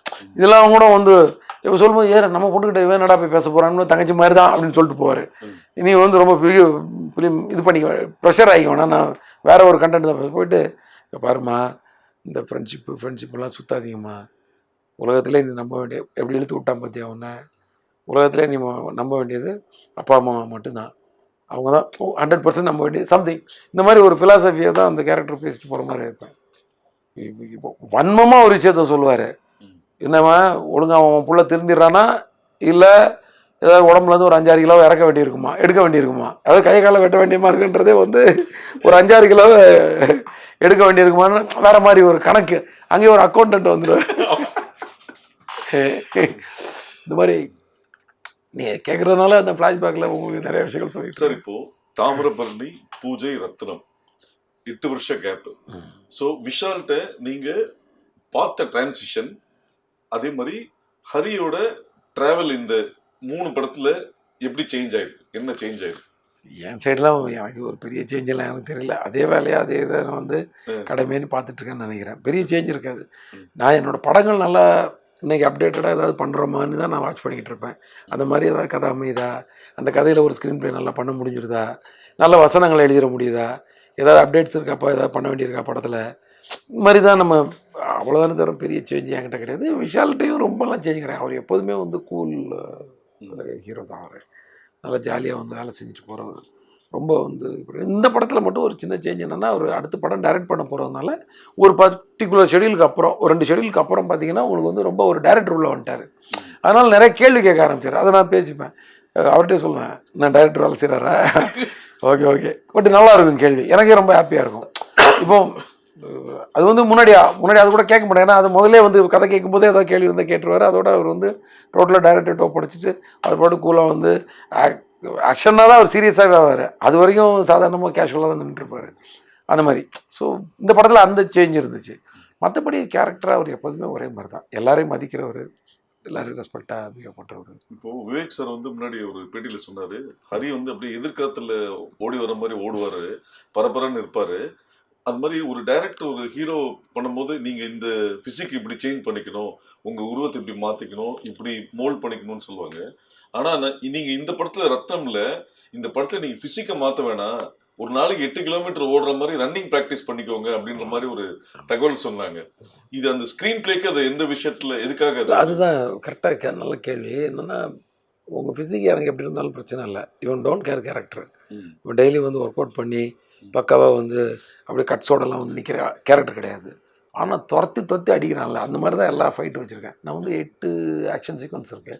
அந்த 8ம் வந்து என்னென்னா, நான் மெயினாக டிஸ்கஷன்லேயே டிசைட் பண்ணுறது, இது ஒரு வெறும் ஃபைட்டாக இருந்துடக்கூடாது, இதில் வந்து ஒரு சேஸ் இருக்கணும். இந்த ஃபைட்டுக்குள்ளே வந்து ஒரு ஃபைட்டுக்கு முன்னாடி வந்து ஒரு ஓடி போய் ஒருத்தனை போய் பிடிக்கிறதுக்கு ஓடுறதோ, இல்லை இவர் யாரையோ காப்பாற்றுறதுக்கு ஓடுறதோ, இந்த மாதிரி ஒரு ஓட்டமும் நடையுமா அந்த விஷயம் இருக்கணும். ஸோ நடுவில் அடிதடிங்கிறது கம்மியாக வச்சா போதும் நம்ம. ஸோ முன்ன பின்னா நமக்கு ஒரு பெரிய ஒரு ஒரு சாலிடாக ஒரு ஃபுட்டேஜ் வேணும் இல்லையா, அது அந்த மாதிரி நம்ம ஸ்க்ரீன் ப்ளே பண்ணிடணும். ஏன்னா கதை நம்மளை அப்படி தான் சொல்லுது. ஸோ வெறும் நின்று அடிக்கிற மாதிரி ஒரு 2 ஃபைட் இருந்தால் போதும். மற்றபடி எல்லாமே ஓடி அந்த மாதிரி இருக்கணும் போது ஹீரோவுக்கு வந்து ஓடி ஒருத்தனை துரத்தி பிடிச்சிக்கிட்டு குறுக்க வர்றவங்களாம் அடிக்கிற மாதிரி ஒரு ஃபைட் வச்சோன்னு வச்சுக்கோங்க. இப்போ அவர் துரத்துட்டு வந்தால் காலையிலேருந்து ஒரு டேக்குக்கு எத்தனை கிலோமீட்டர் ஓடணும் பாருங்கள். ஒரு ஷாட்டுக்கு எத்தனை டேக் போகும், அந்த ஆக்ஷன் சீக்வன்ஸ் தான் அத்தனை டேக்கும் ஓடணும். ஒரு 100 மீட்டர் கணக்கு வச்சாலே ஒரு 5 டேக் 6 டேக்குன்னா அதே 600 மீட்டர் ஆச்சு ஒரு ஷாட்டுக்கு. 20 ஷாட் 25 ஷாட் நினச்சி பாருங்கள், ஒரு நாளைக்கு 10 கிலோமீட்டர் மினிமம் ஓடி ஆகணும். ஸோ அதனால தான் நான் அதை சொன்னேன் அவர்கிட்ட. அவருடைய ட்ரெயினர் கூட பார்த்தேன், தம்பி ஒரு விஷயம் ஞாபகம் வச்சுக்கோ, ஃபஸ்ட்டு டேவே கிட்டத்தட்ட 10 கிலோமீட்டர் ஓட வேண்டியிருக்கு. இது வந்து தொடர்ந்து 80 நாளும் ஓட போகிறாரு அவர். நடுவில் எனக்கே ஒரு நாள் சீன் எடுக்கிற அன்றைக்கி ஓடாமல் இருப்பார். அதனால் நீ வந்து சார் நாங்கள் நல்லா ஒர்க் அவுட் பண்ணோம், அது கிடையாது, ஓடுறதுக்கு ட்ரைனிங் கொடு ஹீரோவுக்கு. அங்கே வந்து அவருக்கு வந்து அது வந்து ஒரு சேலஞ்சிங் ஆகிடக்கூடாது, அது வந்து ஈஸியாகிடணும் அப்படின்னா ஓகே சார் பண்ணிடலாம். பார்த்தா அதுவும் மாஸ்டருங்கெல்லாம் பிந்தி எடுத்தாங்க. நானாவது கொஞ்சம் நியாயம் பார்ப்பேன். ஒரு எந்த கட்டு அவ்வளோதான் ஓட வைப்பேன் ஹீரோவை, ரொம்ப ஓட வைக்க மாட்டேன். நான் லென்த்தை வந்து கரெக்டாக மெஷர் பண்ணி தான் ஓட வைப்பேன். இங்கேருந்து இங்கே தான் வைப்பேன்னு சொல்லி உடனே கட்டுன்னு சொல்லுவேன். ஏன்னா ஓடுற ஒவ்வொரு நிமிஷம் ஒவ்வொரு இது பர்ன் ஆகிட்டே இருக்குது, உடம்புல டயர்டாகிட்டு இருக்கும், நம்ம வேஸ்ட்டாக அதுக்கு ஓட விடணுன்ற மாதிரி. மாஸ்டருக்கு வந்து நல்லா வரணுன்றக்காக அந்த வெறியில் ஐயோ எனக்கு மூச்சு முட்டு ஓடும்போது அவர் துரத்திட்டு ஓடுறது பார்த்தா. ஸோ அது வந்து நல்லா நடந்துச்சு அந்த ஃபைட். நீங்கள் ஃபைட்டை பார்க்கும்போது தெரியும் நீங்கள் எப்படி ஓடிருக்காங்கன்னு வந்து பாருங்களேன். ஐயோ சார், ஒரு டைரக்டர்ஸ் வந்து அவங்க விஷுவலைஸாக என்ன பண்ணி ஷூட் பண்ணாலும் அதை என்ஹான்ஸ் பண்ணி லிஃப்ட் பண்ணுறது ஒரு மியூசிக் டைரக்டர். ஸோ இந்த படத்தில் டிஎஸ்பி அவருக்கு உங்களோட ஜேர்னியில் ஒரு 6வது படம். இந்த படத்துக்கு டிஎஸ்பியோட இம்பார்ட்டன்ஸ் என்ன? சாங்கா ரீரிகார்டிங்க? முதல்ல சாங்குன்னு சொல்லலாம். ஏன்னா ரீரிகார்டிங்க்கு முன்னாடியே சாங்ஸ் எல்லாம் வர ஆரம்பிச்சிச்சு. இதில் சாங்கே வந்து நாங்கள் வித்தியாசமாக பண்ணோம். இந்த படத்துக்கு வந்து மொத்த சாங்கே ஷூட் பண்ணி அதர் ஒன் சாங். அது அந்த சாங் வந்து சவுண்டோட ஷூட் பண்ண வேண்டிய டான்ஸ் பிட்டு.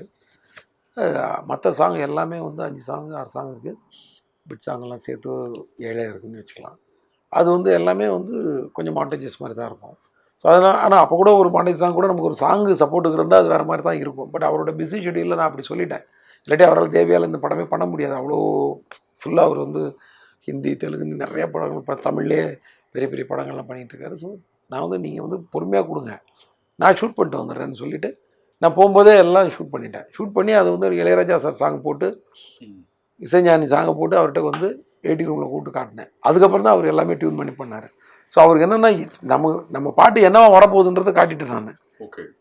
ஸோ அது இன்னும் வசதியாக, அதனால் பாட்டு ஒன்றும் ஒவ்வொரு தினசாக வந்துருச்சு. இப்போ இன்னைக்கு கூட ஒரு சிங்கிள் நேற்று கூட ரிலீஸ் ஆகிருக்கு.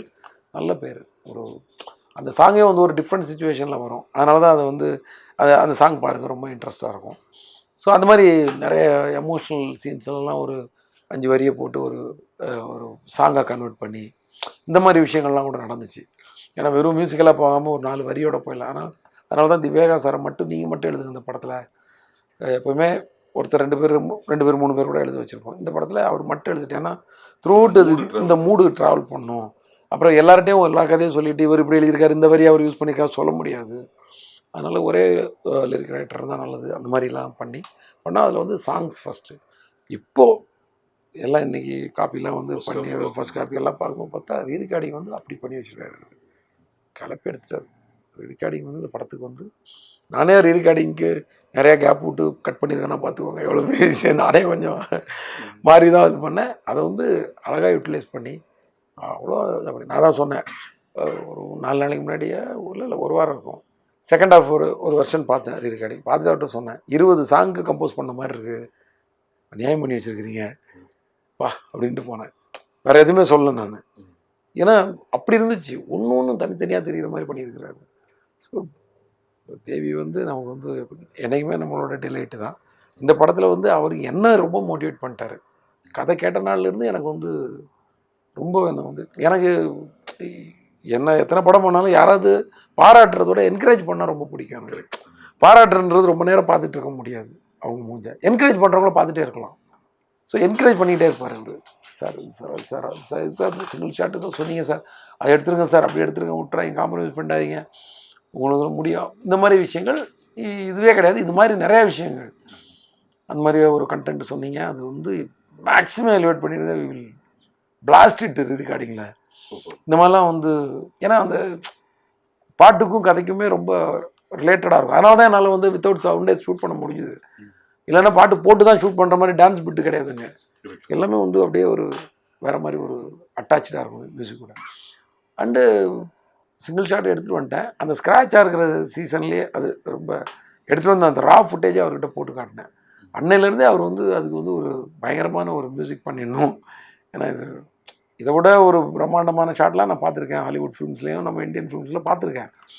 ஆனால் இது வந்து ஒரு ரியல் சிங்கிள் ஷாட். அது ஸ்டிச் பண்ணி அதுவே கஷ்டம்தான். பட் அதெல்லாம் சொன்னார் அவர். அதெல்லாம் பிரம்மாண்டமாக பார்த்துருக்கேன். இது இந்த ஒரு குறிப்பிட்ட காலகட்டத்துக்குள்ளே வச்சு நீங்கள் பண்ணியிருக்கிறீங்க. இது நம்மளுடைய பெரிய யூஎஸ்பியாக இருக்கும். நம்ம வந்து இதை வந்து அந்த மாதிரி மோட்டிவேட் பண்ணுவார் நல்லா. சார் இப்போ ஒரு சக்ஸஸ்ஃபுல் டைரக்டர், இந்த படத்தோட ப்ரொடியூசர் பார்த்தா இன்ஸ்டன்ட்லி கார்த்திக் சுப்ராஜ்னு ஒரு டைரக்டர். ஸோ உங்களோட ரெஸ்பான்சிபிலிட்டி எப்படி இருந்தது? அதான் உங்களுக்கு கார்த்திகேயன் சந்தானம் தான் ப்ரொடியூசர். ஆனால் அந்த கம்பெனிக்குள்ளே ஸ்டோன் பெஞ்சுக்குள்ளே அவர் ஒரு அங்கத்தினராக இருக்காருங்கிறது வந்து நமக்கு வந்து மிகப்பெரிய ஒரு கிரேடு மாதிரி தான் இருந்துச்சு. நான் அப்படி தான் ஃபீல் பண்ணுவேன். யாராவது ஒரு டைரக்டரு வந்து நம்மளை வந்து கூப்பிட்டு படம் கொடுக்குறாரு, அந்த கன்சர்னுக்குள்ளே அவர் இருக்காருன்றது வந்து இப்போ கேவி சார்கிட்ட 2 படம் பண்ணியிருக்கேன். டி ராமாராவ் சார் அருள் பண்ணியிருக்கேன். அது மாதிரி சரண் சார்கிட்ட படம் பண்ணியிருக்கேன். துர்ராய் சாரே வந்து ஒரு டைரக்டரு, ஃபஸ்ட்டு படம் கொடுத்தவர். இந்த மாதிரி நான் ஏஎம் ரத்னம் சார் படம் பண்ணியிருக்கேன், அவரும் ஒரு டைரக்டரு. இப்படி நான் பண்ண இடங்கள்லாம் இருக்கு இல்லையா, ஒன்றும் பாருங்கள் ஒரு பெரிய டெக்னீஷியன்ஸ்கிட்டே பண்ண. அதுவே எனக்கு ஒரு பெரிய ஒரு அது மாதிரி தாமிரபரணி பண்ணது வந்து விஜயா ப்ரொடக்ஷன்ஸில். அவங்களுடைய இதே வேறு லெவலில். ஆமாம். அதே மாதிரி இப்போது சிங்கம் பண்ணேன் ஞானவேல் சார் கூட.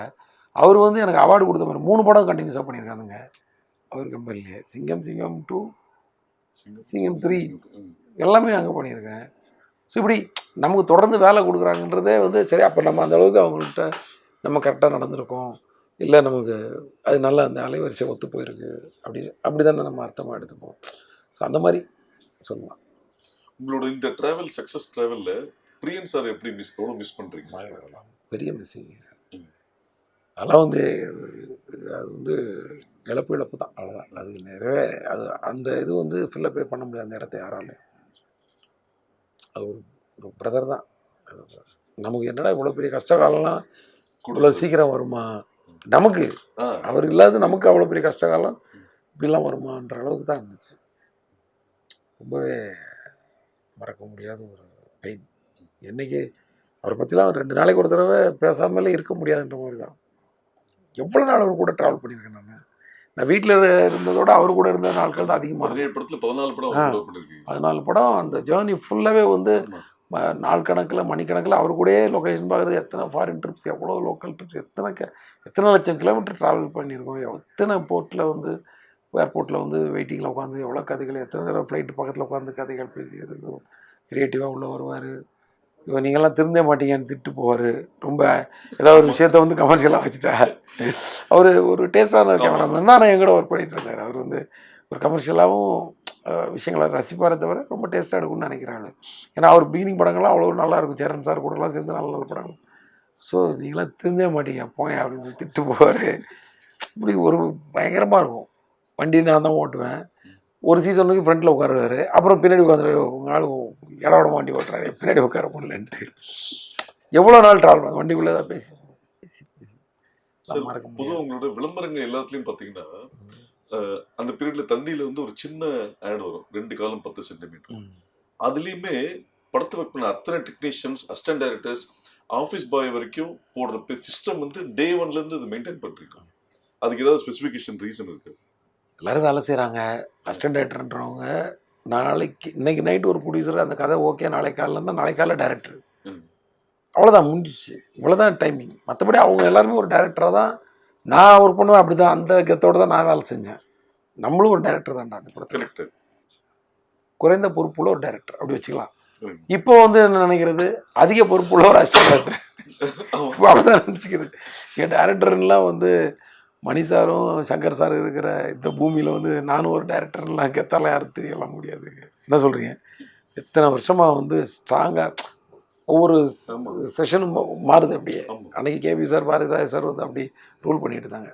இப்போது மணி சார் எப்படி இன்றைக்கும் வந்து ஒரு ஒரு ஒரு விஷயத்தை போட்டாருன்னா எப்படி வைரல் ஆகுது பார்த்தீங்களா? இப்போ கமல் சார் கூட வந்து ஒரு சின்ன ஒரு வீடியோ போட்டிருந்தாரு. என்னடா அப்படி இதுதான். ஸோ அவங்களே அமைதியாக இருக்கும். நம்ம அதிக பொறுப்பு உள்ள ஒரு அசிஸ்டன்ட் டைரக்டர் அப்படின்னு நினச்சிக்க வேண்டியதான். அவங்க பொறுப்பு கொஞ்சம் கம்மியாக உள்ள. அதனால தான் நான் அவங்கள வந்து எங்கேயுமே விட்டு கொடுக்காம, தப்புகள் நடக்கும், ஏதோ ஒரு விஷயம் நான் தப்பு பண்ணுறதெல்லாம் கவலைப்பட மாட்டேன். எதுவுமே பண்ணாமல் இருந்தால் கவலைப்படுவேன். நான் சொல்லி நீ ஒரு பொருளை கீழே போட்டு உடச்சேன்னா தெரியாமல் நான் அதை திரும்பி கூட பார்க்க மாட்டேன். ஆனால் அந்த பொருளை தூக்காமலே நீ இருந்தோன்னா எனக்கு கோபம் வரும். அட்டன் பண்ணு நீ வேலையை. Try to say something, try to do something. நீ சொல்கிறது வந்து கரெக்டாக இல்லாமல் கூட இருக்கலாம், அதை பற்றி கவலை இல்லை. அதுக்கு உனக்கு கடி கூட உணலாம். நீ தப்பாக சொல்கிறேன். அந்த கடியெல்லாம் வந்து உன்னோட வளர்ச்சிக்கு பின்னாடி போய் கூட என்னை போய் திட்டிக்கோ. உன் ஃப்ரெண்டுக்கிட்ட எங்கள் டேரக்டர் ஒரு சில இருக்கேன் இப்போ பார்த்தா கடிச்சிட்டே இருப்பா, திட்டிக்கோ. ஆறுதலுக்கு கெட்ட வார்த்தை கூட போட்டு திட்டிக்கோ. முன்னாடி திட்டாத. நம்ம பாட்டு வேலை செஞ்சுட்டே இருப்போம். நான் ஒன்றும் திட்டுறேன்ல, நீ என்னை பின்னாடி போய் திட்டிக்கோ. இதெல்லாம் இப்படி தான் பேசுவேன் நான். என்னால் முடிஞ்ச அளவுக்கு யதார்த்தமாக அவங்கள வந்து. ஆனால் எனக்கு வந்து அட்டன் பண்ணணும் வேலையை. வந்து நீ வந்து முயற்சி பண்ணணும். பயந்துக்கிட்டு இருக்க கூட. யாருக்கே பயம்? மனுஷனுக்கு வந்து எதுக்கே பயப்படணும்? உயிருக்கு பயப்படணும், இல்லைன்னா மானத்துக்கு பயப்பீங்க. மானமும் உயிரும் எங்கேருந்து எங்கேயும் போகிறது கிடையாது. யார்கிட்டருந்து வாங்க போகிறது கிடையாது. வேலைக்காக தான் சண்டை போடுறோம். ஒருத்தர் கடினமாக பேசிக்கிறோம். ஸோ தைரியமாக வேலை செய்யலாம். தைரியமாக பண்ணு. தப்பாகிறத பற்றிலாம் எனக்கு கவலை கிடையாது. பண்ணாமல் இருந்தால் தான் எனக்கு பிரச்சனை. ஏன்ப்பா அதை பார்த்துட்டு இருக்கிறீங்க, எடுத்து தூக்கி கடாசுங்கப்பா அப்படின்னு சொல்லுவேன். கடாசும் போது உடஞ்சி கூட போட்டோம், அது பிரச்சனை இல்லை. என்ன சொல்லு? ஒரு கதை எப்படி உருவாகுது ஹரிக்குள்ள இருந்து? சும்மா அப்படியே போகிற போக்கில் அப்படியே நம்ம நிறைய பார்த்தது, பழகுனது, கேரக்டர்ஸு, இப்போ சந்திச்சது, இந்த மாதிரி ஏதோ ஒன்று உருவாகும்ல. இப்போ வந்து இப்போ அது ஒரு கேல்குலேஷன் மாதிரி தான். அப்பா ஒரு பெரிய ஹீரோ, அதாவது நிறையா படங்கள் பண்ண ஒரு ஹீரோ, பெரிய ஹீரோ சின்ன ஹீரோ எல்லாம் ஹீரோ தான். அந்த மாதிரி குறைந்த படங்கள் பண்ண ஹீரோ அப்படி பிரிச்சுக்கலாம். இவங்களுக்கு ஒரு 2-3 கதை வச்சுக்கிட்டே இருக்கணும், அவங்களுக்கு 2-3 கதை வச்சுக்கிட்டே இருக்கணும். ஒரு சின்ன பட்ஜெட்டாக இருந்தால் அதுக்கு ஒரு 2 கதை வச்சு, இப்படி எல்லார்ட்டையும் ஒரு 4-5 கதை இருக்கும் இல்லையா? அந்த மாதிரி தான் அப்பப்போ வந்து நம்ம ரெடி பண்ணிக்கிறது. ஏதாவது ஒரு சின்ன படம் ரிலீஸ் ஆயிடுச்சு, ஒரு மாதத்துக்கு வந்து நம்ம வந்து வேறு வேறாவே இருக்காது. இப்போ ஸ்கிரிப்ட் அடுத்த ஸ்கிரிப்ட் என்னன்ற தேடுதல் தான் இருக்கும். ஆக்சுவலாக வந்து முன்னாடி வந்து டைம் ரிலீஸ் டேட் போடாமல் இருக்கிறப்போ உங்களுக்கு வந்து ஃபைனல் கட்டு முடிஞ்ச உடனே நான் கதை பேச ஆரம்பிச்சிருவேன். எப்படின்னா ஃபைனல் கட்டு முடிஞ்சோடனே வெளியில் வந்து எடிட் முடிஞ்சு வெளியில் வந்து உட்காந்து ரிலாக்ஸ் பண்ணுவோம்ல, அப்போது யாராவது கூட இருக்க அசிஸ்டன்ட் டேரக்டர்ஸ் இருப்பாங்க, அவங்க கூட ஏதாவது அடுத்த படத்தை பற்றியோ அடுத்த கதைகளை பற்றி பேச ஆரம்பிப்பேன். ஆக்சுவலாக இந்த படத்தில் எனக்கு சுத்தமாக எனக்கு அடுத்த வேளை சாப்பாடு என்னன்னு கேட்டாலே எனக்கு வந்து சொல்ல தெரியல, எதையாவது வாங்கி கொடுப்பா பசிக்கு அப்படின்னு அதுக்கு கூட யோசிக்கிறதுக்கு டைம் இல்லை. ஏன்னா இது வந்து நாங்கள் ஒரு டைம் லிமிட் வச்சு அந்த ஏப்ரல் 26 அச்சீவ் பண்ணணும்னு சொல்லி ப்ரொடியூசர் விஷால் 2 பேருமே கேட்டுக்கிட்டாங்க. நானும் ஓகேன்னு சொல்லிட்டேன். ஓகேன்னு சொல்லிட்டு நான் பட்ட அவஸ்தை, அதாவது சொல்லிட்டோம் எப்படா அதை கொண்டு வந்து சேர்க்க போகிறோம். ஏன்னா நிறையா ஒர்க் இருக்குல்ல, இன்றைக்கி வந்து எல்லாருக்குமே வந்து போஸ்ட் ப்ரொடக்ஷன்றது வந்து ஒரு பெரிய பணியாகிடுச்சு. ஈஸியாக வந்து ஒரு எடிட் முடிஞ்சோடனே முன்னாடிலாம் முடிஞ்ச மாதிரி இருக்கும். ஸோ இதுக்கு நடுவில் என்னால் வந்து எதையுமே யோசிக்க முடியல.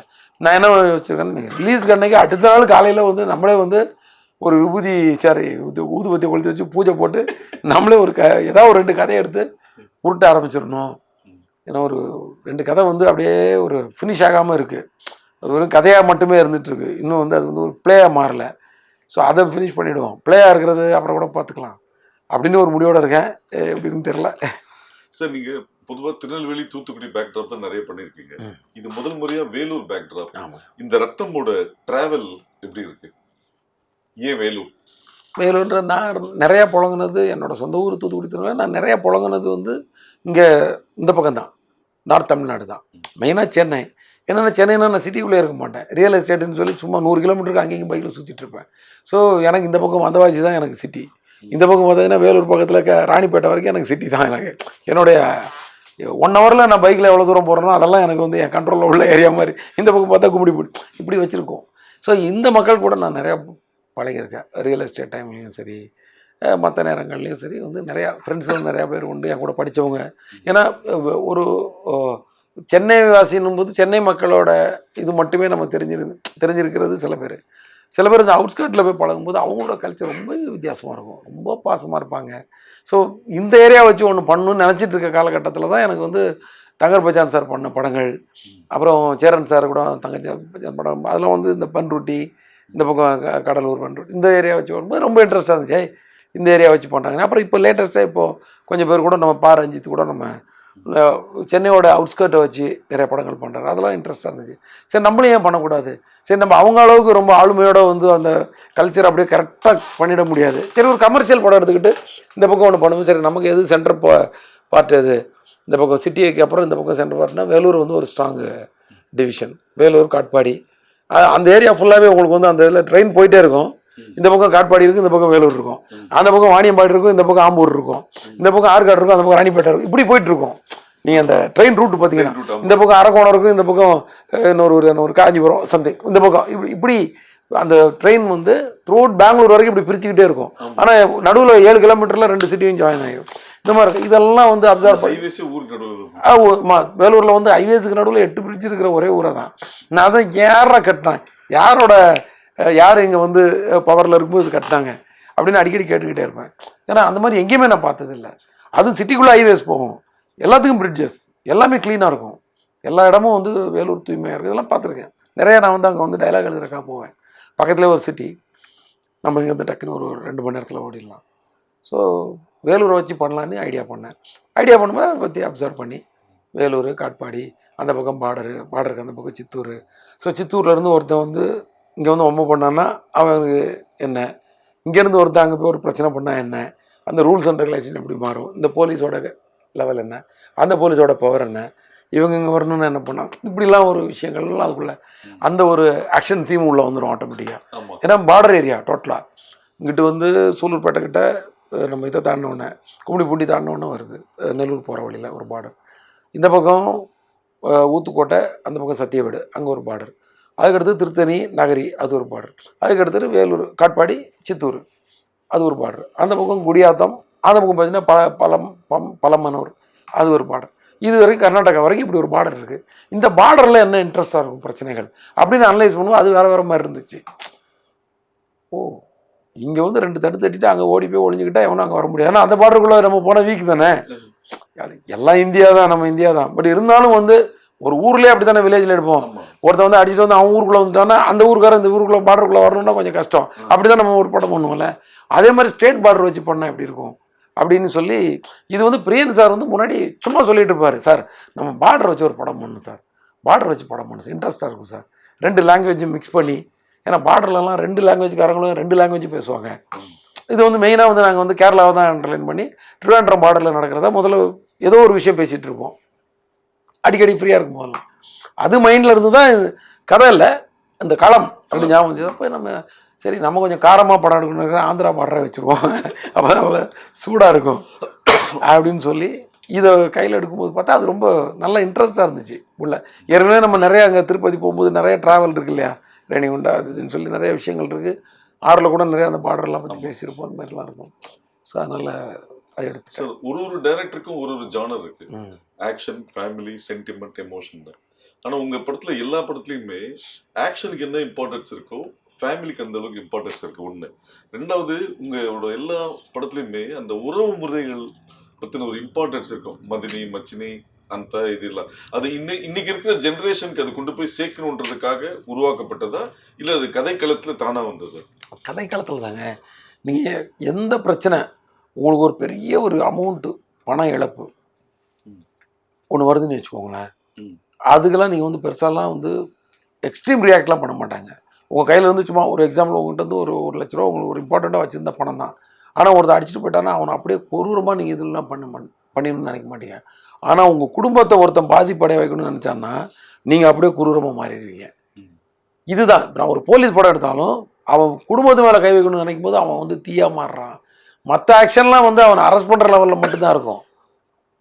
எக்ஸாம்பிள் வந்து லைக் இப்படி சொல்லலாம், சிங்கம் 2ன்னு வச்சுக்கோங்க. சிங்கம் 2ல் வந்து பார்த்திங்கன்னா பிகினிங்லேருந்து ஏதோ ஃபைட்லாம் இருக்கும். யாரோ அரெஸ்ட் பண்ண போவார், ஏதோ அனலைஸ் பண்ண போகும்போது அங்கே ஒரு ஃபைட் இருக்கும். அதெல்லாம் வந்து ஒரு ஃபைட்டாக மட்டுமே இருக்கும். ஆனால் இன்றைக்கி நைட்டு உங்கள் வீட்டை வந்து அட்டாக் பண்ண போகிறாங்க அப்படின்னு அவருக்கு தகவல் வந்துடும் மிஸ்டர் தியாகண்ணன் மூலமாக.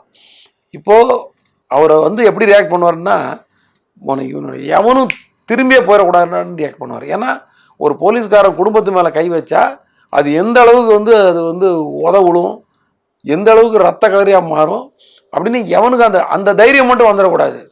ஒரு அதிகாரியை வந்து மடக்கணும்னா அவன் குடும்பத்து மேலே கை வச்சிடலான்ற அந்த விஷயம் மட்டும் எவனுக்கும் தோணிடக்கூடாது. அப்புறம் எந்த போலீஸ் ஸ்டேஷன்லையும் யாரும் வேலை செய்ய முடியாது, எந்த அதிகாரியும் வேலை செய்ய முடியாது.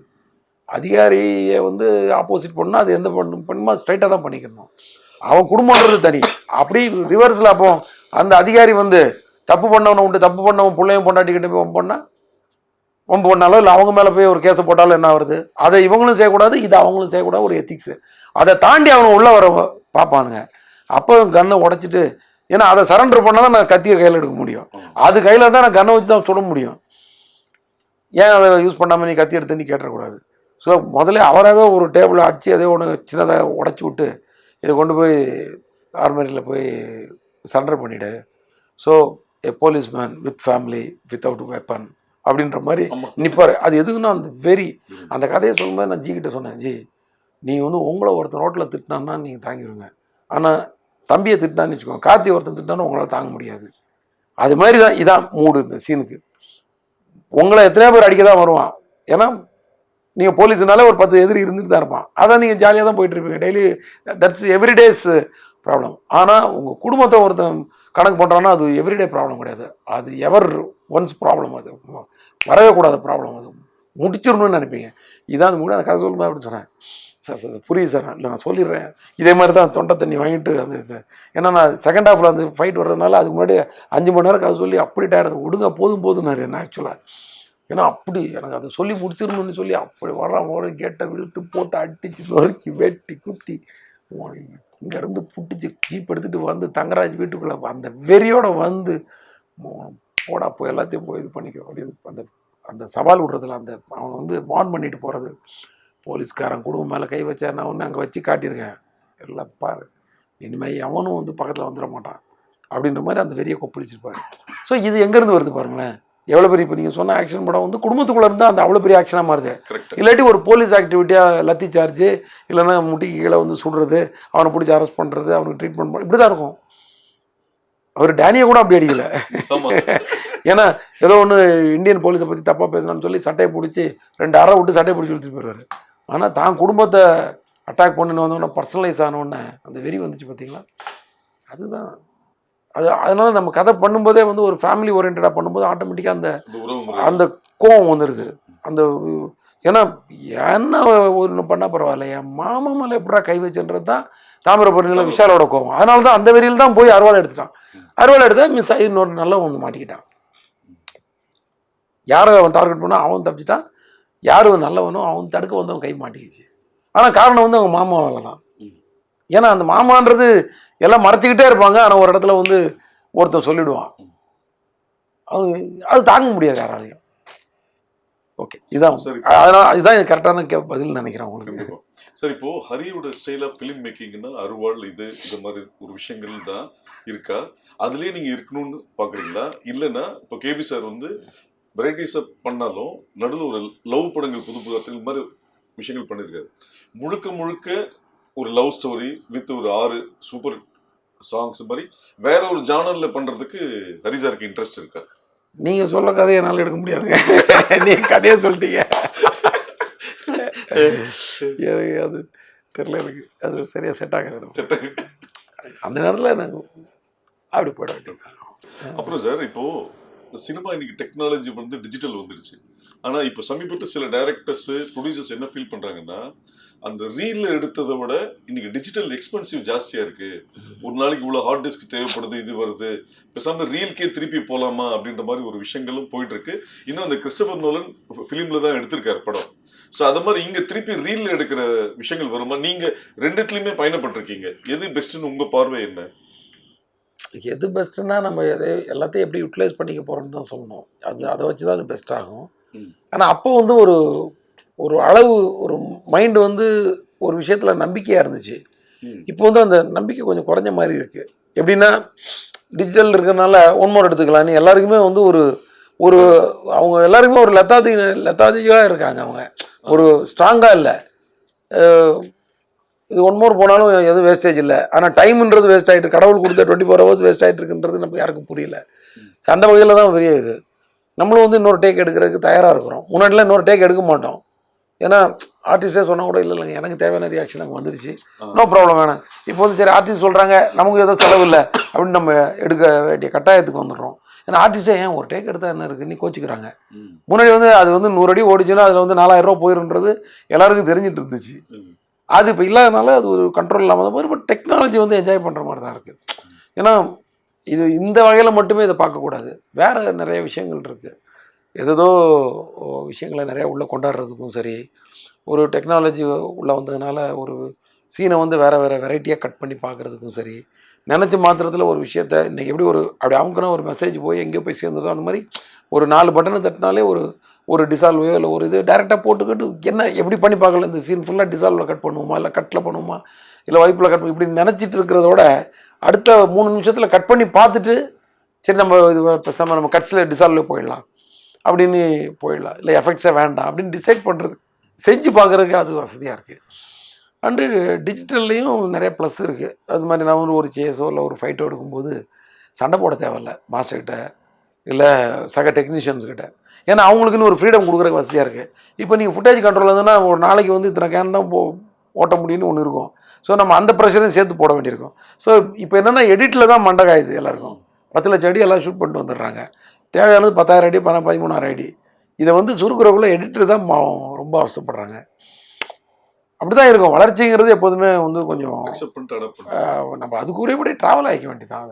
அதை வந்து கஷ்டம்னு நினச்சி ஒதுக்கி வைக்கிறதோட, ஆனால் அவர் வந்து ஃபிலிமில் எடுத்திருக்காருன்றது பாராட்டத்தக்க விஷயம். அவர் எவ்வளோ மைண்ட் கண்ட்ரோல் பண்ணி எடுத்துக்காரு.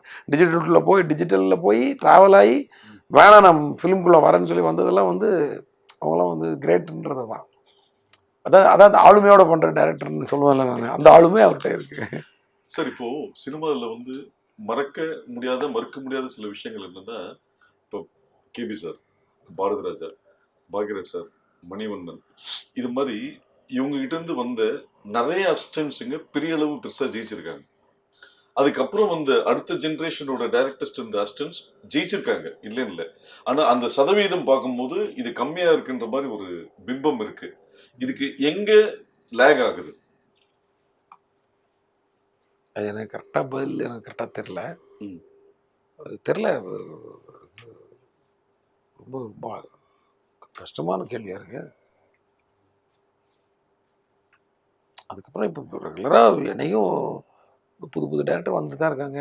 இன்றைக்கும் எனக்கு இது 100% எனக்கு அக்செப்ட் பண்ணவும் முடியல. ஏன்னா இன்றைக்கும் வந்து புது புது டேரக்டர் தான் நல்ல நல்ல படங்கள் எடுத்திருக்காங்க. ஒரு அயோத்தியா புது இருக்கட்டும். டைரக்டர்ஸ் டைரக்டர்ஸா இருந்து அசிஸ்டன்ட். எனக்கு அவ்வளோ அதான் அந்த ஒரு எந்த டேரக்டரோட அசிஸ்டன்ட் யாருன்றதுலாம் அவ்வளோ நமக்கு தெரியல நமக்கு. அது ஒன்று. அதனால எனக்கு ஏன்னா முன்னாடி நீங்கள் சொன்ன அந்த நேம் எல்லாம் வந்து அப்படி இருக்கும். ஸோ அவங்க அசிஸ்டன்ட் ஒருத்தர் வர்றாருன்னா அதுவே ஒரு பெரிய பப்ளிசிட்டியாக மாறும். இன்றைக்கி அந்த மாதிரி எதுவும் பெருசாக இவரோட அசிஸ்டன்ட் அவரோட அசிஸ்டன்ட் இவருன்ற மாதிரி நிறைய விஷயங்கள் வரமாட்டேங்குது. ஒருவேளை நம்ம அதை அனலைஸ் பண்ணால் உள்ளே போய் பார்த்தா நீங்கள் யார்கிட்ட ஒர்க் பண்ணி கேட்டால் மேபி அவங்க ஒரு அடையாளத்து சூப்பர் அப்படின்னு நம்ம சொல்லலாம். அதனால எனக்கு அதுக்கு கரெக்டான பதில் சொல்ல தெரியலன்னு வச்சுக்கலாம். சார், நம்ம இந்த துறையில் ஒரு அங்கீகாரத்தை நோக்கி தான் நம்ம பயணப்படுறோம். நீங்கள் கேபி சார்ட்ட செந்தில்நாதன் சாருக்கு அப்புறம் கேபி சார்ட்ட ஒர்க் பண்ணீங்க, அசிஸ்டண்டாக இருந்து தொழில் கற்றுக்கிட்டீங்க. அப்படி இருக்கும்போது பாலச்சந்திரன் உதவியாளராக இருந்த நீங்கள் பாலச்சந்தர் தயாரிப்பில்னு 2 படம் பண்ணீங்க. அதை எப்படி பார்க்குறீங்க? பயங்கர கேபி சார் கவிதாலயால் படம் பண்ணுறதே ஒரு பெருமையான விஷயம்.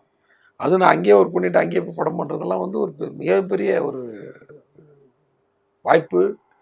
வரப்பிரசாதம். இதில் வேறு டேரக்டர்கிட்ட வேறு கதை சொல்ல வச்சுட்டாங்க மேடம். வேணாம் மேடம், விட்டுருங்க மேடம், சும்மா பாருங்க சொல்லுங்கள் அப்படி உட்காந்துட்டு கதை சொல்கிறதுன்றதே ஒரு பயங்கரமான ஒரு சேலஞ்ச். அவர்கிட்ட சொன்னேன் ஒரு கொஞ்ச நேரம் முடிஞ்ச அளவுக்கு தம் கட்டினேன். அவரும் வந்து அப்படியே கேட்டு பயங்கரமாக கேட்டு ப்ரெஷர் போட்டு கேட்டுருலாம் நினைக்கல.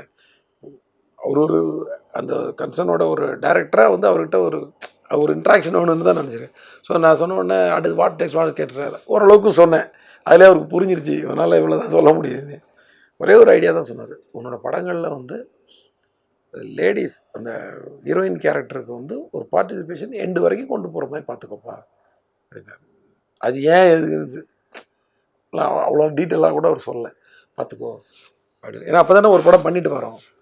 அப்போ நான் யோசிச்சு பார்த்தேன், கடைசியாக அதுக்கு முன்னாடி பண்ண படத்தில் கரெக்டாக பண்ணியிருக்கோமா நீ பண்ண மாதிரி தான் தெரிஞ்சுது. ஸோ அதிலேருந்து நான் வந்து அதை வந்து அந்த பாயிண்ட்டை எடுத்துக்கிட்டேன். நான் அதை எடுத்துக்கிட்டேன் அவர் சொன்ன அந்த விஷயத்த. ஸோ அது அவர் சொல்லும்போது தான் இன்னொரு விஷயம் எனக்கு ஞாபகம் வந்துச்சு. நம்ம பாக்யராஜ் சார் சொன்ன ஒரு விஷயம் என்கிட்ட டைரெக்டாக சொல்லலை, அது இன்னொரு டைரக்டர்கிட்ட சொல்லியிருக்காரு. அவர் சொல்லி எனக்கு கேள்விப்பட்டேன். என்னென்னா, நீங்கள் ஒரு கதையை வந்து அவுட்லைனாக சொன்னீங்கன்னா அதில் அந்த ஹீரோயின் கேரக்டர் இருக்கணும் அந்த அவுட்லைனுக்குள்ளே அப்படின்னு சொன்னதா ஒரு தகவல். இது பயங்கரமான, அதாவது திருக்குறள்லாம் வந்து இவங்கெல்லாம் வந்து போகிற போக்கில் அடிச்சுட்டு ஒரு குறளை போட்டு போயிடுறாங்க, திருக்குறள் மாதிரி ஒரு நல்ல விஷயத்த அப்படின்னு. அது ஸோ அதெல்லாம் கம்பேர் பண்ணி பார்க்கும்போது okay. So ladies audience plus டம்மியா ஹீரோயின் இருக்க மாதிரி தெரியாது, கடைசி வரைக்கும் ஒரு இன்ட்ரெஸ்ட்டு. எப்போதுமே வந்து ரோட்டில் ஒரு ஆம்பளைக்கு பிரச்சனைனா 10 பேர் திரும்பி பார்த்தானா, பொம்பளைக்கு பிரச்சனைனா 1000 பேர் திரும்பி பார்ப்பா. அந்த விஷயம் இதெல்லாம் மைண்டுக்கு வருது. ஒரு ரோட்டில் ஒரு பொண்ணுக்கு ஒரு பிரச்சனைனா ஹெல்ப் பண்ணுறமோ இல்லை, திரும்பி பார்க்குறது மொத்த பேரும் திரும்ப வேண்டியிருக்கும். இதே ஒரு ஆம்பளை ஏதோ குடிச்சு சண்டை போடுறான்னு சொல்லி நிறைய பேர் பாஸ் ஆகி போயிட்டே இருப்போம். விஷயம் தெரிஞ்சவங்க மட்டும் தான் 10 பேர் நிற்பான். இந்த மாதிரி ஒரு கருத்தெல்லாம் அவங்க மூலமாக நமக்கு வந்துச்சு. ஸோ அதை கனெக்ட் பண்ணி தான் நான் வந்து சாமியிலே அதுக்காக எப்போ கடைசி வரைக்கும் இந்த ஒய்ஃப் கேரக்டர் ட்ரிஷா கேரக்டர் வந்து இந்த போனா கேரக்டர் வந்து அவருக்கு மோட்டிவேட் பண்ணுற மாதிரி எதாவது பண்ணணும். எங்ககிட்ட ஆல்ரெடி சில சீன் இருந்துச்சு, அதை வந்து வேறு மாதிரி அவர் சொன்னதுக்கு ஏற்றபடி கன்வெர்ட் பண்ணிக்கிட்டோம். அதில் தான் அந்த ஃபேமிலி மெம்பர்ஸ் எல்லாம் கம்பல் பண்ணி நீங்கள் போயிடுங்க ஊரை விட்டுமாங்க, இவங்க வந்து அவர் யாரும் டிஸ்டர்ப் பண்ணாதீங்க, எல்லாம் கெட் அவுட், எனக்கு அவர் மேலே நம்பிக்கை இருக்குதுன்னு சொல்லி ஒரு மோட்டிவேட் பேசுவோம். அதெல்லாம் வந்து சீனாக இருந்தால் கூட இதெல்லாம் மைண்டில் வச்சு அதை நல்லா எலிவேட் பண்ணி அந்த ஹீரோயினுக்கு இம்பார்ட்டன்ட் அப்படி கொடுத்துட்டோம் நாங்கள். அதே மாதிரி உங்களை கேபி சார்ட்டு கூப்பிட்டு போனது சரண் சொல்லி சொன்னீங்க. ஆமாம். ஸோ அவர் கூட 3 படம் ஒர்க் பண்ணீங்க. ஸோ அவர் ப்ரொடக்ஷனில் 6, சூர்யா கூட ஃபர்ஸ்ட். அந்த ட்ரிகரிங் பாயிண்ட் ஏன்னா நீங்க சூர்யா சார்ட்ட கதை சொல்லும் போது நானும் இருந்தாங்க. அப்படியா? ஆமா. அங்கே பக்கத்தில் ஆஃபீஸ் பக்கத்துலேயே ஒரு ஹோட்டலில் உட்காந்து பேசணும்ல. கரெக்ட். அது வந்து ரொம்ப கொஞ்சம் பயமாக இருந்துச்சு. ஏன்னா எல்லாம் அப்போ தான் வந்திருக்கோம் எல்லாம், அதுக்குள்ளே ப்ரொடக்ஷன் போக வேண்டியிருக்கு. அவர் ப்ரொடக்ஷன் பண்ணாலும் நம்ம ப்ரொடக்ஷன் பண்ணாலும் ஒன்று தான், 2 பேருக்கும் ஒரே பையனாக தான் இருக்க போகுது இல்லையா. நம்ம வெறும் டேரக்டர் தான், ப்ரொடியூசர் ஆச்சு அவராச்சு நம்ம விட்டுட்டு போக முடியாது, அந்த மாதிரி ஆகிடுதுல. அப்போது ஒரு படம் முன்னாடியே ஜி சொன்னார், மாரி ஒரு படம் பண்ணணும், நீங்கள் தான் ஃபஸ்ட் படம் பண்ணணும் நம்ம ப்ரொடக்ஷன் போது. ஜி இந்த ஒரு படம் முடிச்சிடுறேன் நான், எல்லாருமே கொஞ்சம் ஸ்ட்ராங் ஆகிக்கலாம், ஃபினான்ஷியலாக ஸ்ட்ராங், அதுதான் சொன்னேன், ப்ராக்டிக்கலாக சொல்லிடுறேன் என்ன இப்போ ஃபினான்ஷியலாக கொஞ்சம் ஸ்ட்ராங் ஆகிக்கலாம். ஏன்னா இது நீங்கள் எடுத்தாலும் ஒன்று தான், நான் எடுத்தாலும் ஒன்று தான், ப்ரெஷர் கொஞ்சம் அதிகமாக இருக்கும். அப்போ கொஞ்சம் டென்ஷன் இல்லாமல் இருக்கணும்னா கொஞ்சம் எல்லாருமே கொஞ்சம் நீங்களும் கொஞ்சம் ஸ்ட்ராங் ஆகிக்கோங்க அப்படின்னு சொன்னேன். நீங்கள் எப்போ வேணாலும் பண்ணுங்கன்ற, அவருக்கு ஒன்றும் உடனே பண்ணுன்ற மாதிரிலாம் இல்லை. அதுக்கப்புறம் தான் நான் வந்து ஐயா முடிச்சுட்டு வந்து 6 பண்ணேன். பண்ணும்போது அந்த அந்த டென்ஷன் மட்டும் எனக்கு இருந்துச்சு, கரெக்டாக இது கொண்டு போய் சேர்க்கணுமே இந்த படம், இந்த படம் எப்படியாவது ஓடணுன்ற டென்ஷன் அந்த படத்துக்கு நிறையா இருந்துச்சு எனக்கு. ஏன்னா ஒரு டைரக்டரு, அவரு ஒரு சினிமாவிலேருந்து கஷ்டப்பட்டு வந்திருக்காரு, அவர் ஒரு ப்ரொடக்ஷன் பண்ணும்போது அது எப்படியாவது அந்த படம் வெற்றி ஆகிடுச்சுன்னா அவரும் தொடர்ந்து படம் எடுப்பார். ப்ளஸ் அவர் நம்மளால் பாதிக்கப்பட்ட மாதிரி ஒரு இதுவாக அவரால் தான் நம்ம வந்தோம், நம்மளால் அவர் கிடையாது, நம்மளால் அவர் பாதிக்கப்படக்கூடாதுன்ற அந்த டென்ஷன் இருந்துச்சு. அப்புறம் அது நல்லபடியாக அது செட் ஆயிடுச்சு. செட் ஆனதுனால சந்தோஷமாக இருந்துச்சு. சார் உங்களோட 17 படத்தில் விக்ரம் கூட 3, சூர்யா கூட 5, விஷால் கூட 3வது. ஆனால் சரத் சார், சிம்பு, அருண் விஜய், தனுஷ், பரத், பிரசாந்த் இவங்க எல்லாருக்கூடயும் ஒரு படம் தான். 2வது படத்துக்கு உண்டான கதை செட் ஆகலையா, என்ன ரீசன்? இதுக்கெல்லாம் ரீசன் கிடையாது. இது வந்து ஒரு ப்ரொடக்ஷன், உங்களுக்கு தெரியாது என்ன, ஒரு ஒரு படம் வந்து ரெடி ஆகணும்னா அதுக்குள்ளே எத்தனை பேர் சம்மந்தப்பட்டது. நம்ம சொல்கிற கதை அவங்களுக்கு பிடிக்கணும், அவங்க அந்த நேரத்தில் அவங்க டேட்டு ஃப்ரீயாக இருக்கணும், நம்ம அவங்கள வச்சு படம் பண்ணுறதா இருக்கிற ஒரு ப்ரொடியூசர் இருப்பார், அந்த ப்ரொடியூசருக்கு நம்மளை பிடிக்கணும், நம்மளை பிடிச்சாலும் வந்து அந்த டேட்டு ஒத்து வரணும், நம்ம வேறு ஒரு ப்ராஜெக்டில் இருக்கக்கூடாது, இப்படி நிறைய காம்பினேஷன் டிட்டர்மினேஷன் எல்லாமே இருக்குது இல்லையா. அதை நீங்கள் கால்குலேட் பண்ணால் தான் ஒரு படமே நடக்கும். இதில் எந்த மோட்டிவேஷனும் கிடையாது இதில். கரெக்டாக நான் யார் கூட இப்போ தம்பிங்க யார் வந்தாலும் ஒரு பொண்ணு நான் தயார், புரியுது அவங்களுக்கு. அதில் வந்து இஷ்யூஸ்லாம் கிடையாது, கதையும் இருக்குது எல்லாருக்கும். எல்லாருமே அந்த 10-15 வருஷம் முன்னாடி பார்த்துக்கு இன்னும் வளர்ந்து நிற்கிறாங்க எல்லாருமே. அதுக்குரிய நேரமும் காலமும் ப்ரொடியூசரும் அந்த பட்ஜெட்டும் அந்த சூழலும் அமையும் போது தான் பண்ண முடியும்.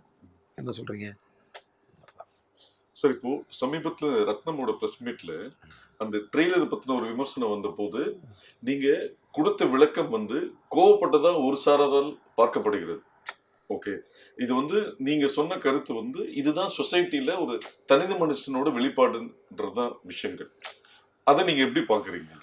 அது கோவம்லாம் கிடையாதுங்க. ஒரு கருத்தை வந்து ஸ்ட்ராங்காக சொன்னால் அது கோவமாக இருக்கும். அதான் வேலையில் கோவப்படுன்னு சொல்கிறது. நான் சொல்கிறது வேலையில் கோவப்படுன்னா சண்டை போடுன்னு அர்த்தம் கிடையாது. கரெக்ட். வேலையில் அந்த கருத்தை வந்து நீங்கள் உங்கள் வேலையை வந்து ஸ்ட்ராங்காக பண்ணிக்கிறதுக்கான உத்தியோகம், அவ்வளோதான். ஸோ அது வந்து என்னென்னா ரோட்டில் நடக்கிறத பார்க்கும்போது அது நம்ம வந்து ஆட்டோமேட்டிக்காக அந்த வேகம் வருது, கோவன்றதோட வேகம்னு கூட வச்சுக்கலாம். எவ்வளோ விஷயங்களை நம்ம பார்த்து எதுவும் பண்ண முடியாமல் கையால் தனமாக நீங்கள் இருக்க வேண்டியது தெரியுமா. இதே நம்ம 20 வருஷம் முன்னாடிலாம் அப்படி கிடையாது, 20 இல்லை ஒரு 30 வருஷம் வச்சுக்கலாம், அப்போல்லாம் அப்படி கிடையாது. எதுவாக இருந்தாலும் போய் டேரிங்காக போய் டம்முன்னு போடுவோம். நம்மலாம் ரோட்டில் ஒரு பிரச்சனை நடந்ததுன்னா, எங்கள் ஏரியாவில் வந்து வாட்சி திருடிக்கிட்டு இருந்தான் ஒருத்தன், அவன் யாருன்னு தெரியல, போகிறவங்க யாராவது தனியாக போயிடுச்சுன்னா கத்தியை காட்டி வாட்சை கழட்டிட்டு போயிடுவான். இப்போ என்ன பண்ண முடியாது, போலீஸில் கம்ப்ளைண்ட்லாம் கொடுத்தோம் ஏரியாவில் உள்ளவங்களாம் சேர்ந்து. ஆனால் நாங்கள் என்ன டிசைட் பண்ணோம், நம்மளே இறங்கிட வேண்டியதான்னு சொல்லிட்டு பசங்கள்லாம் சேர்ந்து நைட்டு ஒரு 3 பேர் 4 பேர் அங்கங்கே தனியாக நின்று டியூட்டி பார்க்குறது. ஏன் சந்தேகம் கடைசியில் அவனை பிடிச்சிட்டோம், பிடிச்சி போலீஸில் கொடுத்தோம். பிடிக்கும்போது அப்புறம் ஆக்ஷன் பிளாக் இருக்கும்ல அதில். சரி என்ன பண்ண முடியும், அன்னைக்கு காலகட்டத்தில் அந்த ஆக்ஷன் பிளாக்கு போலீஸ் ரியாக்டே பண்ண மாட்டாங்க. அவனும் போயிட்டு என்ன இவங்க அடிச்சாங்கலாம் சொல்ல முடியும், நீ திருடினே மோனன்னு சொல்லி தூக்கி போட்டு மிதிப்பாங்க. இப்போ வந்து நீ திருடினாய் உனக்கு 150 ரூபா ஃபைனு, நீ அவனை அடித்தாய் உனக்கு 1000 ரூபா ஃபைனுன்ற லெவலில் இருக்குது. திருடுன தப்பு கிடையாது, திருடவனை பிடிச்சது தான் தப்புன்ற மாதிரி போயிட்டு இருக்குதுங்க. வேற நான் சொல்கிறது அப்படியே எடுத்துக்கக்கூடாது, இது ஒரு எக்ஸாம்பிளாக தான் எடுத்துக்கணும். அப்படியே எடுத்துக்கிட்டாச்சுன்னா அது வந்து நீ ரூல் படி தப்பாக சொல்லிட்டு நீ அதை சொன்னால் எனக்கு அதெல்லாம் தெரியாது. யாருமே எனக்கு களத்தில் இறங்க தயாரா இல்லைங்க. அன்னைக்கு வந்து ஒருத்தன் தப்பு பண்ணால் பயப்படுவான், ஏன்னா எவனாவது உதைப்பான்னு பயம் இருந்துச்சு. இன்னைக்கு நம்மளை எவனும் உதைக்க முடியாது, முடிஞ்சால் வந்து நம்மளை வீடியோ தான் எடுத்து சோஷியல் மீடியாவில் போட்டு அவன் வந்து பண்ணிப்பான்னு சொல்லி தைரியமாக தப்பு பண்ணுற லெவலுக்கு இன்றைக்கி வேறு மாதிரிலாம் இருக்கிறாங்க ஒவ்வொருத்தரும். ஸோ அந்த வேகம் தானே தவிர இதில் என்ன கோவம். ஒரு முக்கியமான செக்மெண்ட் இது. எப்பவுமே இந்த முதல் காதல் முதல் அனுபவம்ன்றது ரொம்ப முக்கியமான விஷயம். ஸோ புதிய இயக்குனர் ஹரி இயக்கத்தில் பிரசாந்த் சிம்ரான் நடிக்கும் தமிழ் அப்படின்றது ஒரு செய்தி வந்து 30/3/2001 செய்தியா வந்தது. ஓ அப்படியா? சோ இந்த செய்தியை வந்து பேப்பர்ல பார்க்கும்போது உங்களோட ரியாக்ஷன் என்னவா இருந்தது? என்னவா இருந்ததுன்னு எனக்கு ஞாபகம் இல்லை. கண்டிப்பாக ஒரு பரவாயில்லையே அப்படின்னு ஒரு சந்தோஷமான மூமெண்ட்டாக தானே இருந்திருக்கும். கரெக்டாக என்னவா இருந்துச்சுன்றது உண்மையில எனக்கு ஞாபகம் இல்லை. ஏன்னா நான் எதுவுமே வந்து மைண்டில் ரெக்கார்ட் பண்ணி வைக்கல. கரெக்டாக படம் பார்த்துட்டு என் ஃப்ரெண்டு வந்து படம் ஃபஸ்ட் அதில் தமிழில் உள்ள ஒரே ஞாபகம் என்னென்னா, படம் பார்த்துட்டு என் ஃப்ரெண்டு வந்து நல்லா இருக்குது அப்படின்னு ஒரு மாதிரி இன்ட்ரோவில் வந்து ரொம்ப எமோஷ்னலாக வந்து நல்லா இருக்குன்னு சொன்ன உடனே டக்குன்னு ஒரு 12 வருஷம் கழித்து ஓகே அது அந்த ஒரு பஸ்ட் அவுட் மட்டும் மைண்டில் ஆச்சு. ஸோ தனியாக போய் நின்று கொஞ்சம் அப்படியே ஃபீல் பண்ணிட்டு வந்தேன் நான். அது மட்டும் எனக்கு ஞாபகம் இருக்குது. மற்றபடி அந்த முதல் பூஜை இன்விடேஷன் உங்களுது அடேங்கப்பா. So 6/4/2001 R M. Veerappan sir, AVM Saravanan, Ramesh Prasad, Vivek Chandrasekhar இவர்கள் முன்னிலையில் இந்த படத்தோட பூஜை இன்விடேஷன் வந்து அது கையில் எடுக்கும்போது அதாங்க எனக்கு அது ஞாபகம் கன்ஃபார்மாக ஹாப்பியஸ்ட் மூமெண்ட்டாக தான் இருந்திருக்கும். அது ஃபஸ்ட்டு படங்கிறது அதில் டவுட்டே இல்லை. பட் அது ரொம்ப ஏன்னா எனக்கு அதான் சொல்லல, நல்ல விஷயங்கள் நடந்தது வந்து நான் புலங்காயத்தை அடைஞ்சிட்டு இருக்கிறது கிடையாது. ஏதாவது விஷயங்கள் வந்து தவறாக போயிருந்தால் அதை தான் திருத்திக்கிறதுக்காக ட்ரை பண்ணிட்டு இருக்கிற கேரக்டர் நான். புரியுதாகும். ஏதாவது இதே சமயத்தில் அங்கே ஏதாவது ஸ்பாட்டில் தப்பு பண்ணியிருப்போம்னா அது வந்து ஞாபகத்தில் இருக்கும் நமக்கு. என்ன சொல்கிறீங்க? அந்த சந்தோஷமான தருணங்கள் வந்து அதை அப்படியே கடந்து வந்துடும். நம்ம அதே தருணம் தான் இந்த இன்று முதல் விளம்பரம் பார்த்தோன்னே இல்லை அதான் சொல்கிறேன், அது வந்து ஹாப்பியாக தான் இருந்திருக்கும். ஆனால் எனக்கு தெரிஞ்சு அவ்வளோலாம் ஹாப்பியாக இருந்திருப்பானு தெரியல. எனக்கு வந்து டிஸ்ட்ரிபியூட்டரை பற்றி தான் நினச்சிக்கிட்டு இருந்தேன். நம்ம ஒரு படம் எடுத்திருக்கோம், இதை நம்பி வாங்கினவங்களுக்கு வந்து காசு வந்துருமா, இந்த பெயின் தான் எனக்கு இருந்திருக்கும். புரியுதா அவனுக்கு? இன்று முதல் நம்ம பேர் வந்து எவ்வளோ சந்தோஷப்பட்டனோ அதுக்கு ஈக்குவலாக அந்த பெயினில் இருந்திருப்பேன் நான். இதான் ஃபேக்ட். அதே மாதிரி இந்த ஃபோட்டோ பார்த்தோன்னே என்ன தோணுது உங்களுக்கு? இது சாமி ஃபங்க்ஷன். ஆமாம் ஆமாம். கேபி சார் அந்த ஷீல்டு வாங்கும்போது அதாங்க ஒரு படம் வந்து இப்போ வந்து இன்றைக்கி வந்து ஒரு படம் வந்து இந்த செட்டப்பே மாறி போச்சு. 2 வாரம் ஓடினா போகுதுன்ற மாதிரி ஆயிடுச்சு. அதிலே எல்லாருமே தண்ணீர் அடைஞ்சிடுறாங்க, காலத்துக்கு ஏற்ற மாற்றம். ஆனால் அன்றைக்கி 100 நாள் ஓடணும். இது வந்து 125 நாள் ஃபங்க்ஷனுங்கும் போது அதை கவிதாலெல்லாம் எடுத்து கொண்டாடினாங்க. அதில் வந்து விவேக் சார் வந்து எனக்கு வந்து பயங்கரமாக என்னை பற்றி பேசி எதிர்காலத்தில் வந்த ஒரு மாதிரி இருப்பான்னு சொல்லி ஒரு இதை க்ரியேட் பண்ணி விட்டார். அதை வந்து நிறைய பேர் கேள்வியாக பேசுகிறார். ஸோ ரஜினி சார் வந்து என்னை பற்றி நிறைய பேசினார். பார்த்தீங்கன்னா பேசினார். அதெல்லாம் வந்து முதல்ல வந்து நம்மளை பற்றி பேசுனதை விட அந்த மாதிரிலாம் பேசுறதுக்கு அவங்களுக்கு மனசு வருது பாருங்கள். ஒருத்தரை வந்து என்கரேஜ் பண்ணுறதுக்கு ரஜினி சார் மாதிரி ஆள் வந்து ஒரு 10 நிமிஷம் ஒரு புதுசாக ஒரு டைரக்ஷன் பண்ண ஒரு பையனை பற்றி பேசி அதெல்லாம் எவ்வளோ பெரிய இருக்கு. அந்த மைலேஜ் தான் நமக்கு இன்னைக்கு வரைக்கும் இருக்கும்னு நினைக்கிறேன். அன்னைக்கு அவர் கொடுத்த அந்த ஃபியூவல் இன்ஜெக்ஷன் இருக்குல்ல, அந்த என்கரேஜ்மெண்ட் இன்ஜெக்ஷன், அது இன்னைக்கு வரைக்கும் நம்ம பாடியிலே இருக்குங்க. அது இந்த இவரு எப்போ எடுத்தது? பார்த்தேன் ஸ்தேன் செரின் மூவி மேக்கர்ஸ் ஆஃபீஸுக்கு பின்னாடி அந்த பைக் ஸ்டாண்டில் வந்து எடுத்தது வந்து தேனி செல்வம், ஸ்டில் ஃபோட்டோகிராஃபர்.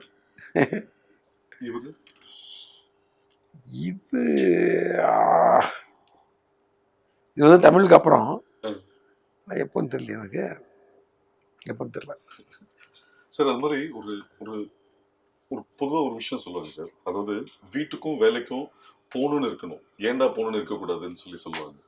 ஸோ வீட்டில் நிம்மதியாக இருந்தால் மட்டும்தான் வெளியில் சக்ஸஸாக இருக்க முடியும்.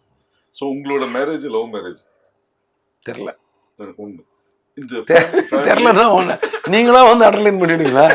என் மேரேஜ் 3 பசங்க வளர்ந்து வெவ்வேறு ஸ்டேஜில் இருக்காங்க இன்னமும். அதாவது ஒரு படம் முடிஞ்சோடனே ஃபேமிலியோட டூர் போகிறது, இது போகிறது, ஒரு லவ்வபிளான ஃபேமிலியோட ட்ராவல் ஆகுறீங்க. அது ரொம்ப குடுப்பையான ஒரு விஷயம். ஸோ அந்த ஃபேமிலி சப்போர்ட் உங்களுக்கு எந்த அளவுக்கு சக்ஸஸ்ஃபுல்லாக இருக்குது? அந்த சப்போர்ட்டு தான் நம்மளுடைய. இப்போது நேற்று வந்து நான் காலையில் எப்போ வந்தேனே யாருக்குமே தெரியாது, யாரும் டிஸ்டர்ப் பண்ணல. அப்படியே கதவு தட்டினேன், திறந்தாங்க, உள்ளே போய் அப்படியே போய் சைலண்டாக ஒரு ரூமில் போய் செட்டில் ஆகிட்டேன். காலைல மெசேஜ் போட்டிருக்காங்க வேற யாரையும் இந்த ஹவுஸ்ன்னு சொல்லி என் ஒய்ஃப். நான் மேலே போய் ஜிம் ரூமை திறந்து படுத்து யாரையும் டிஸ்டர்ப் பண்ண வேணான்ட்டு. ஏன்னா நான் வந்ததே காலையில் வந்து ஒரு 5:15 என்னமோ தான் வந்தேன். வந்துட்டு இப்போ போயிட்டு உடனே தூக்கமும் வராது எனக்கு. அதனால் உட்காந்து நாளைக்கு ப்ரொமோஷனுக்காக ஊருக்கு போனால் அந்த பேக்கிங் பண்ணுற வேலை எல்லா வேலையும் செஞ்சேன். அதில் 6 ஆகிடுச்சு. சரி 6 மணி ஆகி போச்சு, இப்போ நம்ம இப்படியே தூங்கி என்ன பண்ண போகிறோம், இன்னும் கொஞ்ச நேரம் முடிச்சிருந்தா ஒரு காஃபி சாப்பிட்லான்ட்டு கீழே போய் ஒரு காஃபி சாப்பிட்டேன். அப்படியே வந்து சரி ஒரு டிஃபன் மாதிரி சாப்பிட்லான்னு சொல்லி என்ன ஃபுட்டு இருக்குதுன்னு பார்த்தா அதையும் சாப்பிட்டேன். 6:45 தான் போய் படுத்தேன். படுக்கும்போது இவங்களுக்கு வந்து எங்கேயாவது ஒரு இடத்துல தூங்கிட்டு இருப்பான்னு தெரியும்.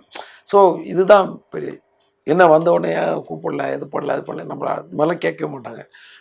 ஏதோ வந்தாச்சுன்றது மட்டும் அவங்களுக்கு வந்து தெரிஞ்சிடும்ல, கேட்டால் வந்துட்டாருன்னு சொல்லி. ஸோ ஏதோ ஒரு இடத்துல வந்து நான் முன்னாடி ஃப்ரண்ட் ரூமில் எங்கேயா போய் ஒரு சோஃபாவில் சுருண்டுப்பேன். எங்கே இடம் இருக்கோ அங்கே வந்து, ஏன்னா யாரையும் எனக்கு வந்து நான் டிஸ்டர்ப் பண்ணுறது பிடிக்காது. மெயினாக முதல்ல வந்து வீடை லாக் பண்ணி படுத்துருக்கவங்களை எழுப்புறதே எனக்கு டென்ஷன் தான். சரி, அது அந்த அந்த ஒரு செகண்டில் பூட்டுறது கூட நான் தான் பூட்டிப்பேன். பூட்டாதீங்க, நீங்கள் திறந்து விட்டதோடு அவங்க வேலை முடிஞ்சுன்னே அந்த அம்மாவை நீங்கள் போய் படுத்துக்கோங்கன்ட்டு நான் வந்து படிப்பேன். அப்புறம் ஒய்ஃபெல்லாம் டிஸ்டர்ப் பண்ண மாட்டேன், பசங்க டிஸ்டர்ப் பண்ண. ஸோ அப்படி அதே மாதிரி அவங்களும் வந்து நம்ம வேலையில் வந்து அங்கே போய் எங்கே போனீங்க, நாக் ஸ்டுடியோ, ஓ அங்கே ஒர்க்கா, okay, second copy work, okay okay, அவ்வளோதான். அதுக்கு மேலே எதுக்கு, ஏன் சீக்கிரம் வந்துருக்கலாமா, அது பண்ணிடு இது பண்ணிடு, அதெல்லாம் கேள்வி கிடையாது. ஏதாவது டைம் இருந்தால் தான் பேசுவாங்க. ஃபோன் பண்ணால் கூட ஒரு 2 நிமிஷம் பேசணும், பேசலாமா இல்லை அப்புறம் பேசலாமா, பேசலாமா, பேசலாமான்னு சொன்னால் தான் அந்த டீட்டெயில் வருவாங்க, இல்லைனா அதுக்கு மேலே பேச மாட்டாங்க. அதே மாதிரி தான் பசங்களும், நீங்கள் ரெஸ்ட் எடுத்துக்கோங்க, நீங்கள் ரெஸ்ட் எடுத்துக்கோங்கன்னு ரொம்ப டிஸ்டர்பே பண்ண மாட்டேன்பாங்க. ஷூட்டிங் டைமில் நான் சொல்கிறது, நாங்கள் வந்து அந்த டிஸ்கஷன் டைம் அந்த டைமில் தான் அப்படியே மணிக்கணக்கில் டைம் ஸ்பெண்ட் பண்ணுவோம் வீட்டுக்கு போனேன். மற்ற நேரத்தில் வந்து என்ன இல்லைடா ரெஸ்ட்லாம் தேவையில்லப்பாண்ணே, இல்லை நீங்கள் காலையில் ஒர்க் வச்சுருக்கிறீங்க, படுக்க போனீங்க நீங்கள்கிட்ட டிஸ்டர்பே பண்ண மாட்டாங்க பசங்க. ஸோ அது மாதிரி நீங்களே சொல்லிட்டீங்க, ஆன்சரு இதுதான் ஒரு எல்லா மனிதனுக்கும் பின்புலம் வந்து அவன் குடும்பம் தாங்க. குடும்பத்தை சார்ந்து வாழ்கிறவன் அத்தனை பேருக்கும் குடும்பம் தான் முதல் பலம், முதல் சக்தி. அதுக்கப்புறம் தான் தன்னம்பிக்கை. அந்த குடும்பம் வந்து முதல்ல நிற்கலைன்னா தன்னம்பிக்கையை நம்ம இழந்துருவோம். அப்புறம் தன்னம்பிக்கை இல்லைன்னா நம்பிக்கை போயிடும், நம்பிக்கை இல்லைன்னா அப்புறம் தும்பிக்கை இம்பிக்கை, அது ஒரு கை இருக்காது, அப்புறம் எல்லாம் போயிடும் டோட்டலாக. ரத்னம், ஆடியன்ஸ் ஓட இன்ட்ரெஸ்டிங்கான ஆஸ்பெக்ட்ஸ், 180 ரூபா கொடுத்து டிக்கெட் வாங்க வரவங்களுக்கு என்ன இல்லை, ஒரு முழு நீள ஒரு என்டர்டெயின்மெண்ட் இருக்கும், நல்ல ஃபாஸ்ட்டு ஸ்க்ரீன் ப்ளே. ஸோ என்னை எல்லாருமே விறுவிறுப்பாக படம் பார்க்கணுன்றதை விரும்புகிறாங்க. என்கிட்ட சொன்ன ஃபீட்பேக்கில் உங்கள் படமாக தான் நல்லா பரபரன்னு இருக்குன்னு சொல்லி. ஸோ அந்த பரபரப்பு இந்த படத்தில் இருந்துகிட்ருக்கு. ஏன்னா ஸ்டோரியோட இதே வந்து தீமே வந்து ஒரு கொஞ்சம் ஒரு வேகமான தீமு. அதுமாதிரி ஸ்க்ரீன் ப்ளேயும் வந்து ஒரு 45 மினிட்ஸ்க்கு அப்புறமே வந்து படம் வந்து ஒரு ஜெட் வேகத்தில் தான் போயிட்டுருக்கோம். அது இல்லாமல் வந்து நான் ஒரு சிங்கிள் ஷாட்டு அதெல்லாம் சொன்னல, அது மாதிரி நிறைய ட்ரீட்ஸ் இருக்குது. உள்ளே போனீங்கன்னா வந்து ஒரு இன்ட்ரெஸ்ட்டாக ஒரு மேக்கிங்கில் வந்து ஒரு இன்ட்ரெஸ்ட்டாக நல்ல கேமராமேன் சுகுமார் சார் பண்ணியிருக்கிறாரு, நல்ல மியூசிக் டைரக்டர் தேவி நல்ல சாங்ஸ் கொடுத்துருக்காரு, அண்டு சமுத்திரகனி, நம்ம யோகி பாபு, எங்கள் மாமா விஜயகுமார் சார், இது மாதிரி நிறைய ஆர்டிஸ்ட் இருக்காங்க உள்ள. எல்லோரும் நம்ம முரளி சர்மா வில்லனாக பண்ணியிருக்காரு. எல்லாம் ரொம்ப யதார்த்தமாக நடிச்சிருக்காங்க எல்லோரும். அந்த கேரக்டரே வந்து அப்படியே ஃபிட்டாக அந்த மாதிரி.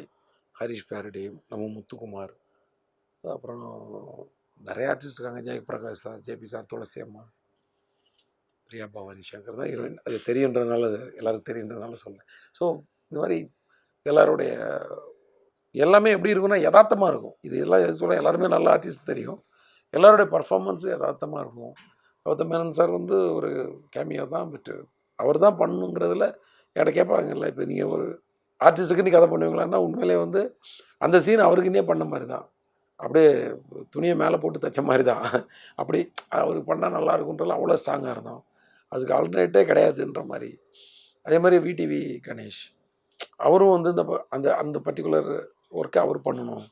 இந்த மாதிரி எல்லாருமே வந்து யதார்த்தமாக பண்ண வச்சுருக்கோம். எல்லோரும் இன்ட்ரெஸ்டாக பண்ணி கொடுத்தாங்க. படத்துக்கு வந்து ரொம்ப சப்போர்ட்டு.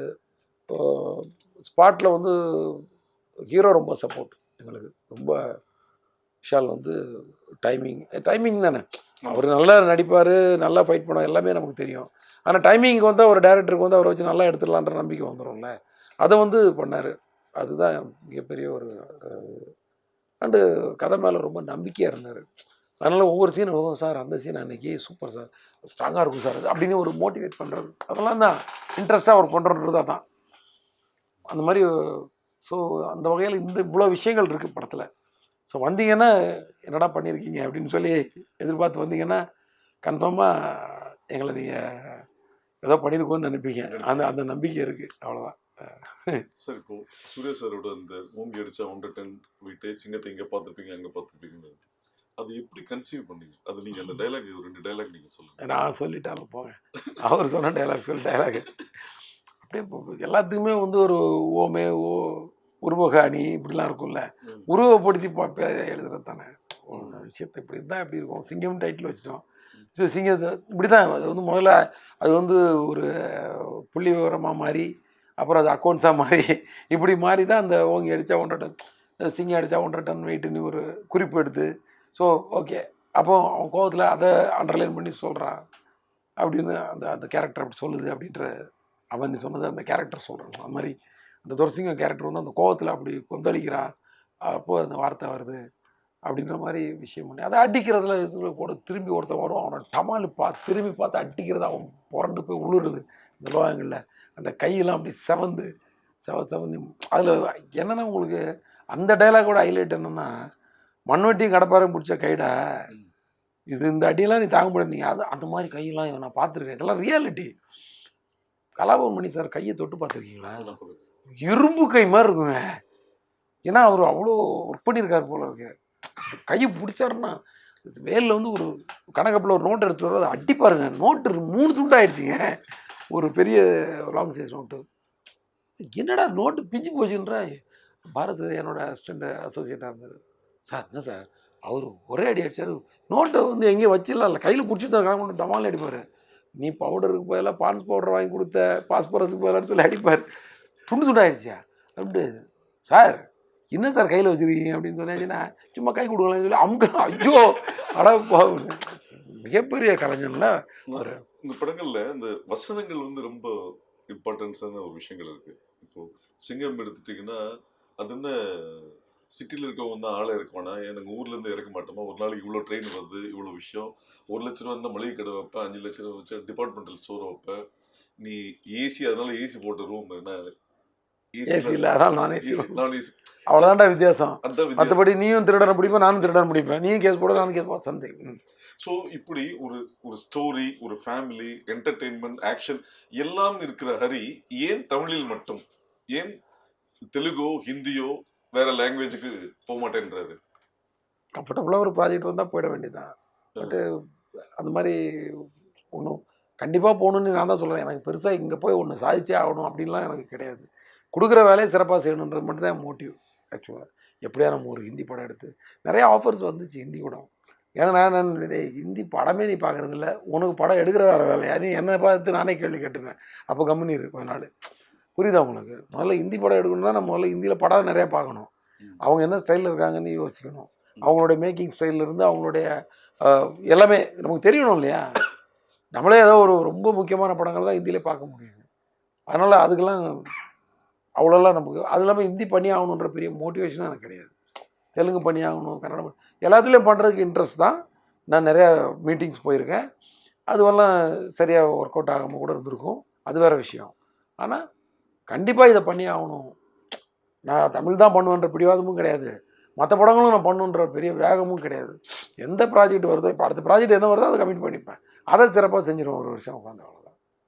சார் இது வந்து 14th April 2002 ஃபர்ஸ்ட் படம், இன்சிடென்ட்லி 26th April 17வது படம். இந்த 22 வருஷ ஜேர்னியை வந்து ஹரி எப்படி பார்க்குறாரு? இன்னும் நமக்கு வேலை கொடுத்துட்டு இருக்காங்கன்ற ஒரு சந்தோஷம், அந்த வேலையை சிறப்பாக கரெக்டாக செஞ்சுட்டு இருக்கோமான்ற ஒரு கேள்வி, எப்படி சிறப்பாக செய்கிறதுன்ற தேடல், இப்படி ஓடிட்டு இருக்க வேண்டிய, அவ்வளோதான் சார். அது ஒரு அறிஞர் சொன்னாரு, உண்மையான வெற்றி என்பது தவிர்க்க முடியாத இடத்திற்கு வருவது தான் வெற்றின்னு சொல்லியிருக்காரு. தவிர்க்க முடியாத இடத்தில் இருப்பது தான் உண்மையான வெற்றின்னு சொல்லியிருக்காரு. தவிர்க்க முடியாத இடத்தில் இருப்பது உண்மையான வெற்றி. ஓகே. ஸோ இன்னைக்கு ஹரி வந்து தமிழ் சினிமால தவிர்க்க முடியாத இடத்தில் இருக்கிறார்.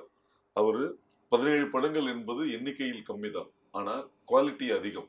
ஏன்னா 22 வருஷத்துல ஒரு விஷயமும் பார்த்து செதுக்குறீங்க. ஸோ விரைவில் நீங்கள் அடுத்தடுத்த லாங்குவேஜும் அடுத்தடுத்த படமும் பண்ண வாழ்த்துக்கள். அது ஓகே. தவிர்க்க முடியாத இடத்துலாம் நல்லா இல்லைங்க, தவிர்க்க முடியாத இடம்ன்றதெல்லாம் வந்து அது 5 வருஷத்துக்கு ஒன்று மாறிக்கிட்டே இருக்கும். ஒவ்வொரு டேரக்டர் வந்து சக்ஸஸ் பண்ணுவாங்க, அப்போ அடுத்தடுத்தவங்க வந்து தவிர்க்க முடியாத இடத்துக்கு போவாங்க. எல்லா ஆர்டிஸ்ட்டும் அவங்ககிட்ட படம் பண்ணணுன்னு ஆசைப்படுவாங்க. இப்போல்லாம் நம்மகிட்ட எல்லாரெல்லாம் படம் பண்ணணுன்னு ஆசைப்பட மாட்டாங்க. அதேமாரி ஒரு படம் வரும், அதை நம்ம செஞ்சுக்கலாம், அப்படி தான். இப்போ இன்றைக்கி கரண்ட்டில் படங்கள் பண்ணி யார் நல்ல லைம் லைட்டில் இருக்காங்களோ அந்த 4-5 டேரக்டர்ஸுக்கு தான் அந்த இடம் இருக்கும். அதனால் நான்லாம் கிடையாது, அது நான் வந்து உண்மையை தான் சொல்கிறேன். என்னுடைய ப்ரெசன்ஸ் கூட அந்த மாதிரி இருந்திருக்கும் ஒரு இடத்துல. ஒரு காலகட்டத்தில். அந்த நேரத்தில் வந்து நிறையா டைரக்டர்ஸ், நிறையா ப்ரொடியூசர்ஸ், நிறையா ஹீரோஸ் வந்து இவர் கூட படம் பண்ணி நிறைய பேர் அப்ரோச் பண்ணியிருப்பாங்க. அந்த நேரத்தில் அது வந்து தவிர்க்க முடியாத அந்த ஒரு 5, 6 பேர், 7 பேர், 8 பேரில் நானும் இருந்திருக்கலாம். ஆனால் இப்போ அந்த இடத்துல நான் கிடையாது. இப்போ நான் எனக்கும் வேலை கிடைக்குது. எனக்கு வந்து சரி இந்த இவங்ககிட்ட படம் கொடுத்தா ஒரு ஹார்ட் ஒர்க் பண்ணி கரெக்டாக எடுத்து கொடுத்துருவான் சொன்ன டைமில்ன்ற ப்ரொடியூசரோட நம்பிக்கை. ஹீரோஸ் வந்து சரி இவர்கிட்ட போனால் இது டைமிங்கில் தான் ரொம்ப டார்ச்சர்னு கேள்விப்பட்டிருக்கோம். மற்றபடி கொஞ்சம் கரெக்டாக தான் பண்ணுவார் போல இருக்குது, போகலான்ற நம்பிக்கையில் வரலாம் மேபி. அப்படி அவ்வளோதானே தவிர தவிர்க்க முடியாத இடம்லாம் வந்து வேறு டேரக்டர்ஸ் கிட்ட இருக்குது. அவங்க பேர்லாம் நான் சொல்லணுமா? ஸோ எல்லாம் நம்ம நண்பர்கள் தான் எல்லாரும். ஸோ வாழ்க்கையில் வந்து வார்த்தைகள் ரொம்ப முக்கியம், கமிட்மெண்ட் ரொம்ப முக்கியம்னு சொல்லுவாங்க. ஸோ அது மாதிரி நீங்கள் உங்களை வச்சு படம் எடுத்த நிறைய ப்ரொடியூசர் சொல்கிற ஒரு விஷயம் என்னென்னா, அவர் வந்து பணம் கேட்க மாட்டார். ஒரு விஷயம் நம்ம கொடுக்குறேன்னு சொல்லிட்டேன்னா, கொடுக்கலனா தான் நீ சொன்ன ஏன் கொடுக்கலன்னு கேட்பாரு தவிர, மற்றபடி ஏன் கொடுக்கல, இந்த பெண்டிங் இருக்க அப்படின்றது சொல்ல மாட்டாருவாங்க. அந்த கமிட்மெண்ட் தான் உங்களோட படத்தோட கேரக்டர்ஸ்லையுமே நிறைய இடத்துல ரிஃப்ளெக்ட் ஆகுது. அந்த வார்த்தைகள் அவர் சொன்ன ஒரு விஷயம். இது உங்களோட நேச்சரா இல்லை இது நீங்களா அப்டேட் பண்ணிக்கிட்ட விஷயமா? நேச்சராக என்னன்னு எனக்கு தெரியல. மேபி நம்ம ப்ரொடியூசர் தானே, எங்கே போயிட போகிறாங்க? சினிமாவுக்கு வந்து நம்ம என்ன கவர்லேயே கொடுக்குறாங்க? நல்லா சந்தோஷமாக தானே காசு கொடுக்குறாங்க. என்ன சொல்கிறீங்க? ஓகே, ரொம்ப ப்ரெஷர் போட்டுக்க தேவையில்ல. நமக்கு இன்னொரு சம்பளம் ஊதியம் கொடுக்குறாங்க, நம்ம வந்து ஒரு வேலை செய்கிறோம், அதை போட்டு ப்ரெஷர் பண்ணிகிட்டு இருக்கோம். அரிசி மூட்டை குறைஞ்சாதாங்க பரபரப்பாகணும் வீட்டில். அரிசி இல்லைனா தான் நீங்கள் டென்ஷன் ஆகி கடைக்கு ஓடணும். அந்த நேரத்தில் நீங்கள் காசு எங்கே இருக்குது? 1 கிலோ அரிசி வாங்குறதுக்கு 50 ரூபா இல்லைன்னு. மற்ற நேரத்தில் நீங்கள் கூலாக இருக்கலாங்க, ஒன்றும் அவசரம் கிடையாது. எங்கேயும் போயிடாது. எல்லா காசும் இண்டஸ்ட்ரிக்குள்ளே நம்ம ப்ரொடியூசர்கிட்ட, நம்ம ஃபினான்சியர்ஸ்கிட்ட, நம்ம டிஸ்ட்ரிபியூட்டர்கிட்ட, நம்ம தேட்டருக்காரங்கிட்ட, அப்படியே நம்ம மக்கள்கிட்ட தான் இருக்குது எல்லாமே. எல்லாம் ஒரு ரொட்டேஷன் தான். என்ன சொல்கிறீங்க? நமக்கு ஒரு 100 பேர் சேர்ந்து காசு போட்டு நமக்கு சம்பளமாக கொடுப்பாங்க. நம்ம படங்களை பார்த்து நம்ம ஒரு எங்கேயோ கொடுப்போம். இப்படி வந்து அது ரொட்டேஷன். இந்த காசுக்காகலாம் கிடந்து போராடிட்டு இருக்கிறதுலாம் தேவையில்லை. அது ஆட்டோமேட்டிக்காக நடக்கும். அது நீங்கள் உங்கள் வேலையை மட்டும் பாருங்கள், அது ஆட்டோமேட்டிக்காக நடக்கும். தேங்க்யூ. நன்றி. நன்றி.